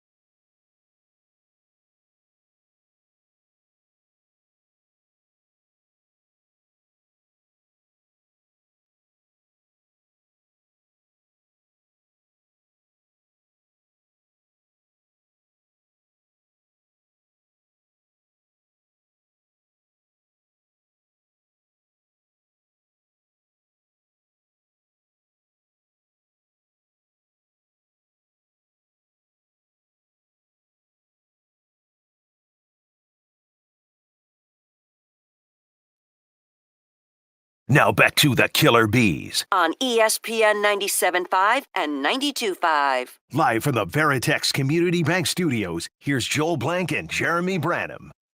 A draft of drafts. The draft of drafts. Brian, did you random number generate us yet? No, I was going to do it live as we go here. Maybe I should. All right, you do it. I'll read a couple of texts while you do it. Daniel Jeremiah has Henderson going before Hampton in his final mock today. Well, that would really screw me. Oh, that guy's usually plugged in too. Hope he's wrong on that one. As a Cowboys fan, I'm hoping the rumors of the Texans trading up to 12 to get an offensive lineman happens. I want more picks. And then fire emojis. All right, what do we land on here, Brian? All right, with the first pick is Joel, then myself, and then you, Jeremy. I got the snake? Yeah, you got the snake. All right, 4 rounds. The draft of drafts. What are the best drafts in existence? Blankers, first pick. Let's hear it. Man. I'm going to go. Man. I'm going to go. Stuffed on first overall? I'm going to go. Yeah, I'm going to go 83. Okay. The 83 draft. That's a pretty good draft. John Elway, Jim Kelly, Dan Marino, Eric Dickerson, Darrell Green. Okay. Yeah. That was a very good draft. I took it a little differently, but that's okay. We have our own drafts. We'll see how the listeners vote on it, Brian. With the second overall pick, I will select fantasy football drafts. Oh, man. That was number 2 on my board. Fantasy football drafts for the boys. Number 2 on my board. Almost got to me. The question. Okay. Almost got to me. All right. Number 1. My number 1 draft, though, is still on the board. So I feel like I'm getting good value with it here at number 3. With the number 3 pick of the draft of drafts, I will be selecting NFL best ball drafts. Okay, specifically best ball. Okay. Best ball draft. They're better. They're better. I mean, the day with the boys is fun, but NFL best ball drafts are the best. With the second pick of Team Branham, with the draft of drafts, back in previous life, NCAA tournament basketball Calcuttas. The best drafts you can possibly I don't know what that is. I don't either. I know what a Calcutta is. You've done a golf Calcutta. It's the same thing. Oh. You auction teams and you buy them, and then however far they go in the tournament, you get a percentage of the prize pool. Okay. So everybody gets together before the tournament, and you have an auction of every team in the NCAA tournament, and then whatever you bid. When the winning bid gets the team, obviously, and then every round they go, they get a percentage of the prize pool. It's a lot of fun. You guys should do it. I mean, I think highly of it. It was number 3 on my big board. Draft of drafts in NCAA tournament Calcutta.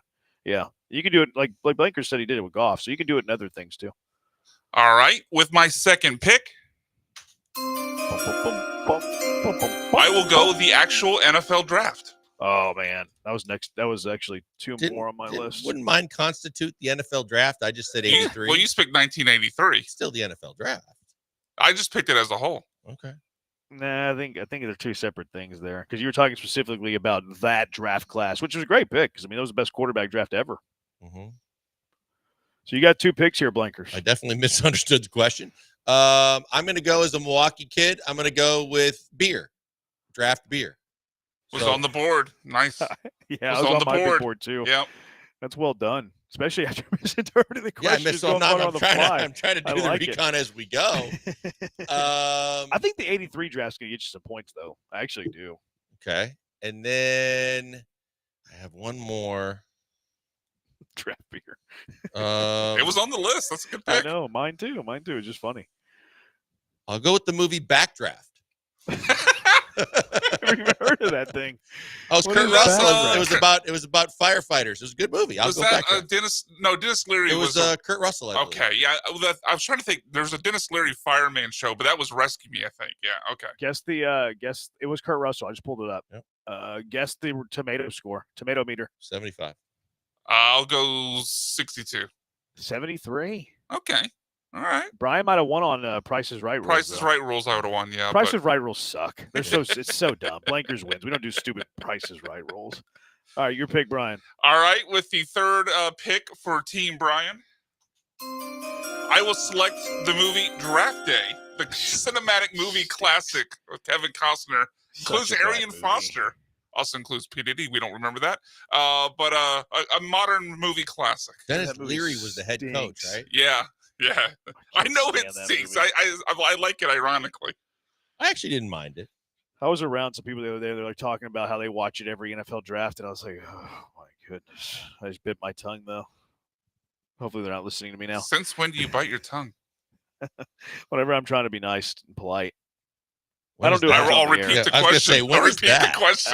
Outside of the hours 3 to 6 weekdays. Okay, fair. My pick is in. Hit me with the jingle.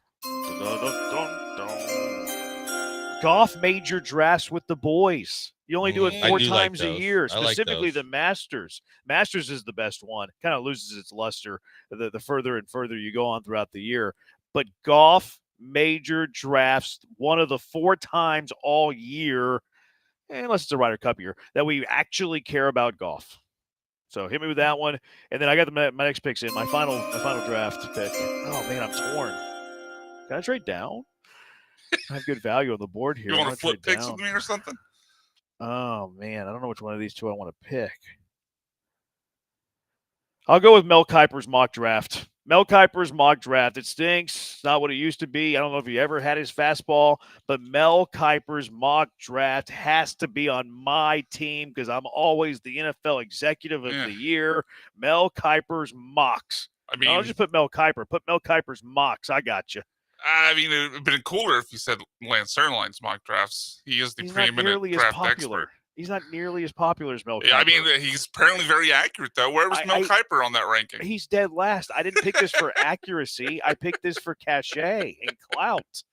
I'm looking for Mel Kiper clout. Yeah, of course I am. Yeah, just throw this crap out there to get clicks. That's what that Mel Kiper pick was. Much different.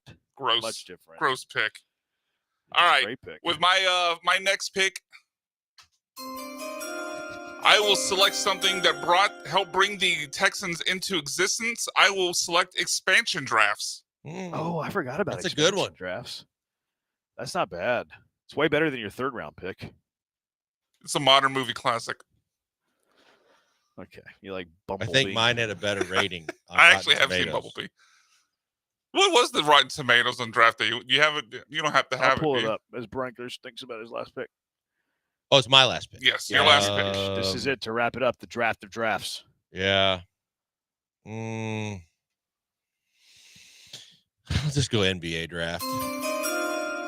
Okay. Very passionate selling of. Well, because I enjoy it, but I pick. enjoy it more than most probably. But the Rockets have had success in the draft even recently. So if someone else had taken NFL draft from me, NBA draft would have been a pick of mine. So yeah, it was on my board. I had NBA on my board too. It was pretty low, but I had it on my board. So it's better than MLB draft. Which is also on my board, but pretty low. Yeah, I had MLB one spot ahead of him. NBA. Yeah, MLB draft's gotten better recently, but it's still, I think, it way behind the other two. I like the rest of my big board. I had Pro Football Focus mock drafts. I mean, isn't that just okay? I had a fantasy baseball draft. I had MLB best ball draft, and I had the Rule 5 draft. Interesting. Joel, any other picks you had on your board? No, because I completely misread the question. So no, the answer to that is no. Oh, that's a good. I had a cool draft, kind of like a cool breeze. It's always nice on a hot day. I thought of that. I had drafting, like if you're racing cars or bicycles, drafting behind someone. But I thought that was probably a little too out there. Texture Bo, I would draft Lance's accidental erotic mock draft. Great segment created by Paulie G. Yeah. It is really good. Yeah. Chappelle Show racial draft. That's a great call. Oh, that was big. Yeah, that was making the rounds today. Damn it. That's a great undrafted free agent. That is. I should have taken that one over draft day. The movie. Kuiper drafts are almost as bad as his hair. That's the joke. That's why I took it. Did you see the interview? I reposted it. Did you see the interview that he did where he said he eats pumpkin pie every morning? Kuiper does? I've heard that that's about his breakfast, him. Yeah. is pumpkin pie. What's worse, though, pumpkin pie or 2 oatmeal cookies? 2 oatmeal cream pie I can't stand pumpkin pie. So I think I'd rather have pumpkin pie every day. I think I'd rather have the oatmeal cream pies. It's the oatmeal cream pie, like the Little Debbie's? Yeah. Yeah, that's what Nick Saban eats 2 of those every morning, or at least he used to when he was coaching. Yeah, okay. Actually, I'll switch over then. I'll take the oat milk cream I pies. have to go buy me an oat milk cream pie. I love those things. The World War II draft. Come on. I actually had the selective I thought service about that. system I did on too, my yeah. board as a shout out to the troops, but I thought that joke might not go over well. Draft to pass in car racing, says a texter. So he had one that you had. Texter calls us nerds. Yeah, but you listen. So what does that make you? Beer is the best draft, so points for you there. Draft beer, exclamation mark, so points for you there. I select Guinness on draft, says a texter. Yingling is the best drought of them all. Have you had the black and tan, texter?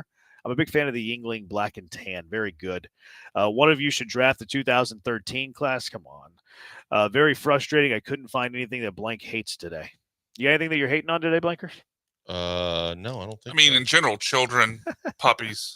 I mean, those already been mentioned, Brian. Now they've been mentioned Kids. again. Draymond Green's kids. I mean, I do hate Draymond Green. DraftKings said somebody. That's a good call, too. DraftKings. Oh, yeah. That would have been good. That's not a bad one. It's a pretty good one. Draft day Rotten Tomato score. What do you got? Joel, you want to take a guess? No, you go first this time. Okay. 43. I'm going to go 42.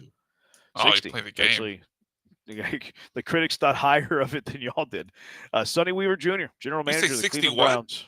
60. on the Wow, nose. that's actually, that's not bad. It's not bad. 69. I feel like Rotten Tomatoes has gotten soft with their grades. Like everybody gets a medal here. You're just saying that because they like the Beekeeper. No, like I'm looking right now, like in theaters, every single movie is above 60. I'm looking at No, movies not that are every most single popular movie. at home right now.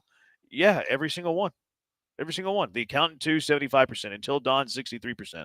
Megan, which is coming soon, 93. They don't have scores for any of the Well, others. I'm looking at Minecraft movie. That's a negative. That's a 48. That's not on my tab for some reason. Disney Snow White's a 40. Why is that on your tab and not mine? I don't know. Probably because they know you watch bad like a movies personal and they problem. curate your For You page. The Captain America is 48%. Well, that's not in theaters. That's at home, isn't it? No, it's still in theaters some places. So the at home tab, it has 4 or 5. I'm looking on the 6, 7, 8, 9. I'm looking where well, I guess where are you looking? I don't know where you're looking I'm at. looking at the draft day page, and it's like a tab on the right. Okay. Yeah, Like I'm a looking little on the slider Flickster page. app. Yeah, they have soft scales, man. Soft scales. Like I feel like on Rotten Tomato, if you're not 80 or better, you're not a good movie. Like find me a movie below 80 that's any good. I dare you. You can't do it. Okay. Didn't you ask an 713-780. A Working Man by Jason Statham. Like I said, find me a movie that's below 80 that's any good. You I won't be stand able to by do it. it. That's great. You won't be able to do it. The draft is tonight. What do you want your team to do? What are the Texans going to do? They're going to trade up. They're going to trade down. What do you think? 713-780-3776. Killer Bees, ESPN 97.5 and ESPN 92.5. You're looking for a place to unwind whenever you're ready to unwind? Well, Two Creeks Crossing Resort is the place to do it. A great spot for rest and relaxation. Great spot to go fishing. Great spot to go hang out by the pool. Great spot to hike, to kayak. A bunch of different stuff that you can do at Two Creeks Crossing Resort. They have the best day for everybody. Escape the rat race. Escape the hustle and bustle. Escape the city and get out to Two Creeks Crossing Resort on Lake Livingston. Open green spaces, beautiful land that they have out there on Lake Livingston. Wildlife that you just don't see in the city that's great to be around from time to time. And beautiful, majestic trees. I love a good, beautiful, majestic tree. And they have a bunch of them at Two Creeks Crossing Resort on Lake Livingston. Some of the best fishing in Texas, too. Now, one of the great things about Two Creeks Crossing Resort, you can get there in 90 minutes from Houston. You don't have to spend all day on a plane. I was on a plane today. I'm gassed. I'm tired. I'm worn out. I got bags under my eyes. I feel like I'm 20 pounds heavier. I'm bloated. I feel terrible. Don't hop on a plane to go out for your rest and relaxation. Don't hop in the car for 5 hours. Get 90 minutes, and you're out there at Two Creeks Crossing Resort. Hike on their 92-acre property, kayak, pickleball, hang out by the pool with a drink. Fantastic time. Glamping, cabins, tree houses, pull up the RV. They have the perfect stay for anyone. Here's a deal for you, too. Sunday through Thursday, you can save 20% on your next 2-night stay. 2-night minimum, max of 5 nights during the midweek, Sunday through Thursday. 20% off on rentals for RVs, yurts, cabins, and tents. Book your stay now at twocreekscrossingresort.com. That's twocreekscrossingresort.com.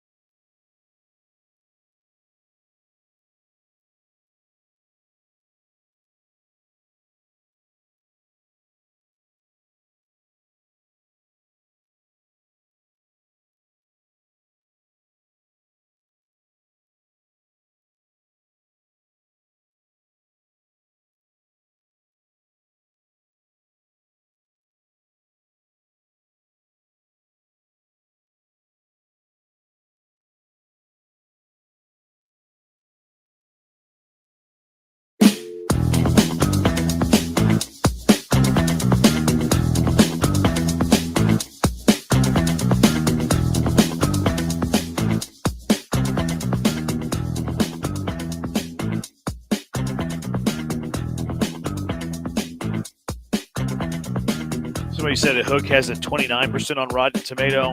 That's a bad movie. Anything below 80% on Rotten Tomato is bad, I've learned. Texture, Rotten Tomato sucks. IMDb is the true rating. Okay, we'll check it out. We'll see if it's a better reflection of taste. Blankers with the clutch move, pulling out backdraft. There you go. I think people are going to like your list, Blankers. See. Peter K. Blank hates puppies, kids, nickel corners, the Rockets, property taxes, beef fajitas, and Draymond Green. Scale of 1 to 10, how accurate is that? Not very. I mean, where do beef fajitas come in? Yeah, I thought you love fajitas. I do. Yeah, but you always get chicken. Doesn't matter. Well, doesn't mean that I don't love steak. So fajitas. out of every 10 times you get fajitas, how many times are chicken? Every time. Pretty much. And then I think you hate beef fajitas. No, it's just that, I mean, look. The math checks I out. have an outside factor factored in. I have a wife that's vegan and goes nuts about a lot of things. Can she eat chicken? Yeah, she does not. Chicken or beef? How does wouldn't that come matter into play here? For whenever you're deciding between chicken and beef, how does her Chicken's more veganship- tolerable to my wife, Jeremy, than beef. Oh, so she has a few bites. No. She does not at She all. finds it less offensive? Yes. Oh, so chickens are dumber animals who can be killed. Got it. Don't touch pigs. Though. No, my wife is kind of similar. She finds killing mammals more offensive than killing birds. I don't know. It's weird. Whatever. Leave it alone, Branham. Just leave it where it lies. No, I'm with you, Brandon. I just don't say anything and move on. Like, okay, eat your chicken, whatever. You said, when do I bite my tongue? Between right now. Texture that you just texted in that Tex-Mex place. I heard that place wasn't very good. I don't want to blast them on the air. I don't want anybody like lose business and stuff. But I heard that place wasn't good. 8459. All right, 713-780-ESP. Let's go out to the HRP listener line. Troy, you're in the Hive with the Bees. What's up, Troy? Hey, what's going on, guys? What up, hey, Troy? Can I mention a certain? Hey, what's happening? Can I mention a certain cable company on the air? Yeah, go for it. Go for it, buddy. If there's any Xfinity technicians listening, you need to get your tails out to Crosby and get my cable on before I miss the draft tonight, or I have to go to a sports bar and drink it up and watch it from a sports bar. Sounds we like haven't an had awful thing cable to all do. day. I'm excited. Yeah, I know, doesn't it? Right? Or else what, Troy? What if they don't? What are you going to do? I'm fixing to find a sports bar that's got cable, and I'm going to go to a sports bar and watch the draft. I ain't missing it. Right, Go but to the you're not crawfish scaring- But yeah, But you're not threatening the Xfinity guys like you better get your butt out here. The or else you go to a sports bar and they get to go home and watch it too. Yeah. Well, they can come pay my sports bar bill because I had to watch it there, not at home. I got my own beer and liquor at home, but if I have to go there, I got to buy the stuff. So There you go. they need to get their tails out here and fix this crap. All right. I didn't know My that that's wife called where. my wife called me earlier and said, I got bad news. I said, what's wrong? She goes, the cable's out and the draft's on tonight. I said, you're kidding me, right? She said, no. Of the So, worst yeah. news If that you're she could have listening, get told out here you, and fix Troy. it. Troy, of the worst news that she could have Huh? told you there, where does your cable being out rank? Is it What near could the she have top? told me or- worse than that? Yeah. Yes, it's at the top, man. Who misses the draft? Hey, well, Troy, before you go to the sports bar, you can always sign up for one of those like free trials of YouTube TV or Fubo or something, and then just cancel it tomorrow. I made sure. Yeah, I'm about 3 minutes from the house. We're going to try to do something, but we'll end up in a sports Troy, don't bar. take this Yeah, the wrong it's way, okay. but do you have your internet hooked up to your television? Yeah. Doesn't sound confident, but okay. There was a hesitation there. Yeah. Okay. No, it's out in our whole neighborhood. She's found out. Oh, so, no. yeah. All right. Just Well, listen, Troy, you can always. get out You here can, and get this crap fixed. we got you. Troy, you can listen to the draft coverage too, right here on ESPN right. 97.5. Begins at 6. Take you the whole Yeah, way. No, Troy, I you gotta can't. go. I gotta go. No, you can listen to it, Troy. Just listen to it here on ESPN 97.5. You had It'll to be go. fine. It'll be fine. You go to Crawfish Shack. You can bring your own beer there, BYOB, and then enjoy some tasty mud bugs. That'd be a way to go. I love how Brian dropped the internet TV. Troy doesn't strike me as an internet TV kind of guy. That was Joel's question. That was I my think. question for a reason. I just didn't think so. I'm just trying to help the man out. You take it or leave it. No, that was very. I think the internet connected to your box is different than internet TV. No, I was wondering I asked if he ran the internet through his TV so that he could get the service from YouTube or elsewhere. Yeah, I feel like Troy's not pulling up the smart TV and logging into didn't think YouTube so either. TV. Yeah, I love Brian's. He can advice just on use that his one. Xbox like I do, right? You think he has one? No, The millennial giving What about a advice to a PlayStation boomer. 4? Yeah. No? All right. Well, I'm out of ideas. I'm surprised he has a cable box, let alone an Xbox. It ain't He happening. thought he had rabbit ears? Yes. It's on ABC tonight, you could still get it. That's true. Apparently, yeah, the coverage is different on ABC, isn't it? Isn't like the ABC they tell like more stories and like sappy stuff? Yeah, it's what, the more like Tom bios Rinaldi and stuff? sob stories Yeah, and I think so. Cinderella stories. Yeah. I will not be watching that. No, I'll be I'll listening. pass. I'm gonna pull up the ESPN 97.5 website. Listen to it. That's how I'm gonna take in the coverage. First round coming up at 6. Second round coming up tomorrow. So there is that. All right, what do you want the Texans to do tonight? I really, again, I think especially if they're considering the offensive lineman from Ohio State that's more of a second round grade, I'd rather them trade down and get an extra pick. And I know they got 4 in the top 89, but if they can get another one either this year or next year, based on how this draft looks and the fact that I think that there's still be a lot of talent to pull from in the second round, I would rather they trade down. I think if you trade down, though, you fall out of starting offensive lineman day 1 territory. Is it Jackson? What's the kid's name from Ohio State? That's Donovan Jackson. Yeah. If Lance has got a second round grade on him, but he's but Lance also projected him going to the Texans at 25. Yeah. Then maybe the answer is I hope they stand pat. I saw a whole bunch of tweets from a whole bunch of people trying to say that they were trying to move up in different teams, and what they were giving up, including future firsts, I just wasn't in for. I hope they either stand pat or they trade back and still get the guy that they've targeted. Ian Rappaport said that among the teams open to discuss moving up, Texans, Broncos, and Jaguars. Moving up for the Jaguars? I wonder if they're trying to move up into the back into the first round. Yeah, because then I saw proposed trade proposals for the Niners pick, Saints, and maybe the Cowboys, and every one of them was their first, a second or third somewhere, and a future first down the road. I'm like, that's way too. I'm not doing that. Yeah. I it's boring, but I want them to stick and pick 2 and just take the best offensive lineman available. Now, trading up into the second round, I think, is more attractive to me because now I think you can just stick and pick at 25. You get a starting caliber offensive lineman, trade up into the second round for one of these receivers that are still going to be on the board. Mm-hmm. Like whoever you like. Like I think Burden's going to be a second. Like I have a ticket that there's going to be under 2.5 wide receivers taken in the first round. Like I could see Burden going into the second. I could see Igbuka going into the second. We had the texter that told us the Iowa State kid. He's going to go in the second round. The Washington State receiver, like if Kyle Williams, the Texans high on him. So I could see them trading up in the second round, not necessarily the first round. Yeah, I would like that as long as they come out of this, like you said. I mean, with the starting caliber offensive lineman and another receiver in the first 2 rounds, I would be very pleased with that draft. Brian, what do you want to do? I'd like him to stick at 25, and hopefully that ends up with Tyler Booker being drafted. I'm really hoping the Texans get him, the guard out of Alabama.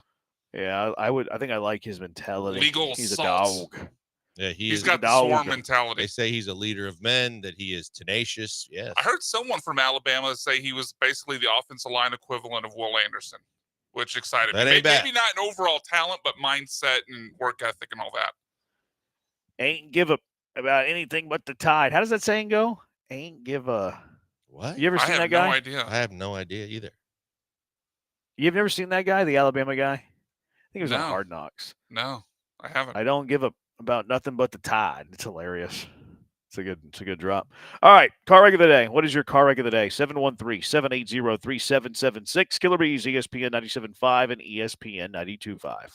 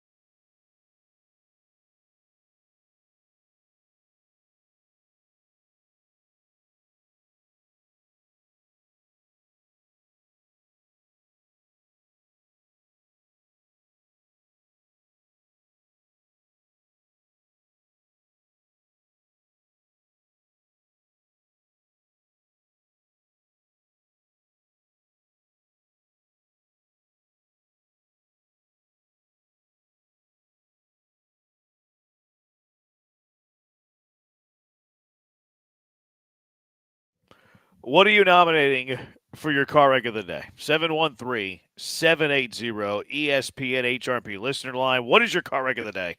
713-780-3776. I might as well go with the Inside the NBA crew for a third consecutive night with multiple. Yeah. Again, another no-no for the guys mailing it in. Last night, analysis from Charles Barkley, Kenny Smith's cell phone goes off in studio. 30-7. That just you can never be a great. Paul Siler is one of my favorite because you said to me, you got ahead too. No, but he always said to me, asking about players, he says, Chuck, if a guy scored 31 night and 10 the next night, people are gonna say he averaging 20, but it's not. Oh, is that 1 o'clock? Oh, my bad. My bad. I put the wrong time on earlier. I thought it was 1. Oh, it wasn't a ring though. It was like a reminder. I think it might have been an alarm or reminder. Yeah. But on air, come on, man. Well, he just did it at the wrong time. Right, but I think they only do that when they go over the midnight hour or something like that. But you still, he probably has like a 1 p.m. reminder to take his pills at night. Well, he said he got the wrong time. He probably messed up the AM PM. He apologized to Ernie because I think it's their thing. It's still not supposed to happen on the air. So, like, what would it have been? They do a whole bit about when they cross over the midnight hour that they're working too long and they got to get out and everything like that. And I think it was to that. Oh, so he said alarm. It's probably alarmed it. He probably said alarm to say, "Hey, we got to get off the air." Yeah. What? No, they would. Why would they do that? Because they always bitch about working too late and too long. They're constantly complaining about that they're on too late and too long. Then he did it on purpose. If he's doing it because they've been on the air too long, he did it on purpose. It wasn't an accident. No, if he did it on purpose, it would have been at the appropriate time. But it didn't. It just went off. That's part of the car wreck. He set the alarm to go off at the wrong. Even if he did it, it went at the wrong time while Charles is in the middle of talking. Why would somebody have an alarm for them being on the air too long? And why would you know how the Astros do Astros After Dark when they get past midnight? It's similar. Right, but they want people to see that. They want you to hear it. You want it to be seen and heard. Okay. I'm very confused. Likewise. Yeah. Glad I brought it I think up. he set a reminder and you just screwed up the AM PM thing. You ever done that? You know me. With my phone, no. Really? I thought you were setting me up for the opposite there. No. Yeah, I've screwed up the AM PM thing. I'm always terrified too. Like whenever I have to catch a flight in the morning, like I check that thing like 5 times. Like, is it on AM? Is it 4 a.m. not 4 p.m.? Like I always get terrified. I have nightmares about that actually. Like I never remember any of my dreams or any of my nightmares. The one like nightmare I'll have is that I set my alarm on the wrong side of the clock, like AM PM. That's my greatest fear. My car wreck of the day is Draymond Green. Constant agonizing elbows when they're calling timeouts. I just want to punch him in the face. I want to punch Steve Curry in the face. I totally understand what Michael Jordan was doing. Totally get it. Like, how do you look at that and not want to punch him right between the eyes? Right between the eyes. Right, those two are my car wrecks. Yeah, so I'll echo Steve Kerr. That was one of my car wreck of the day nominees. I'll also nominate Jay Bone with his 75% 3-point comment, which got roasted by a caller later in the show. Yeah. I like blankers. What do you got? Trying to get Brian to get to there quicker. That was like the subtle Draymond elbow. The end of the show. No, I deserve that one. Thank you for putting me in my place, Justin. I do appreciate that. I mean that sincerely. All right, what's winning? I'll take it today. I'll go Draymond and Steve Kerr 50-50 owning it. That works. I'm good with that. Yeah. All right, congratulations. Plus, they need a win because they lost yesterday. All right, that does it for us. Thanks to BMAC for the hard work. He's Blank. I'm Branham. NFL Draft coming up right now. We'll talk to you tomorrow, Houston.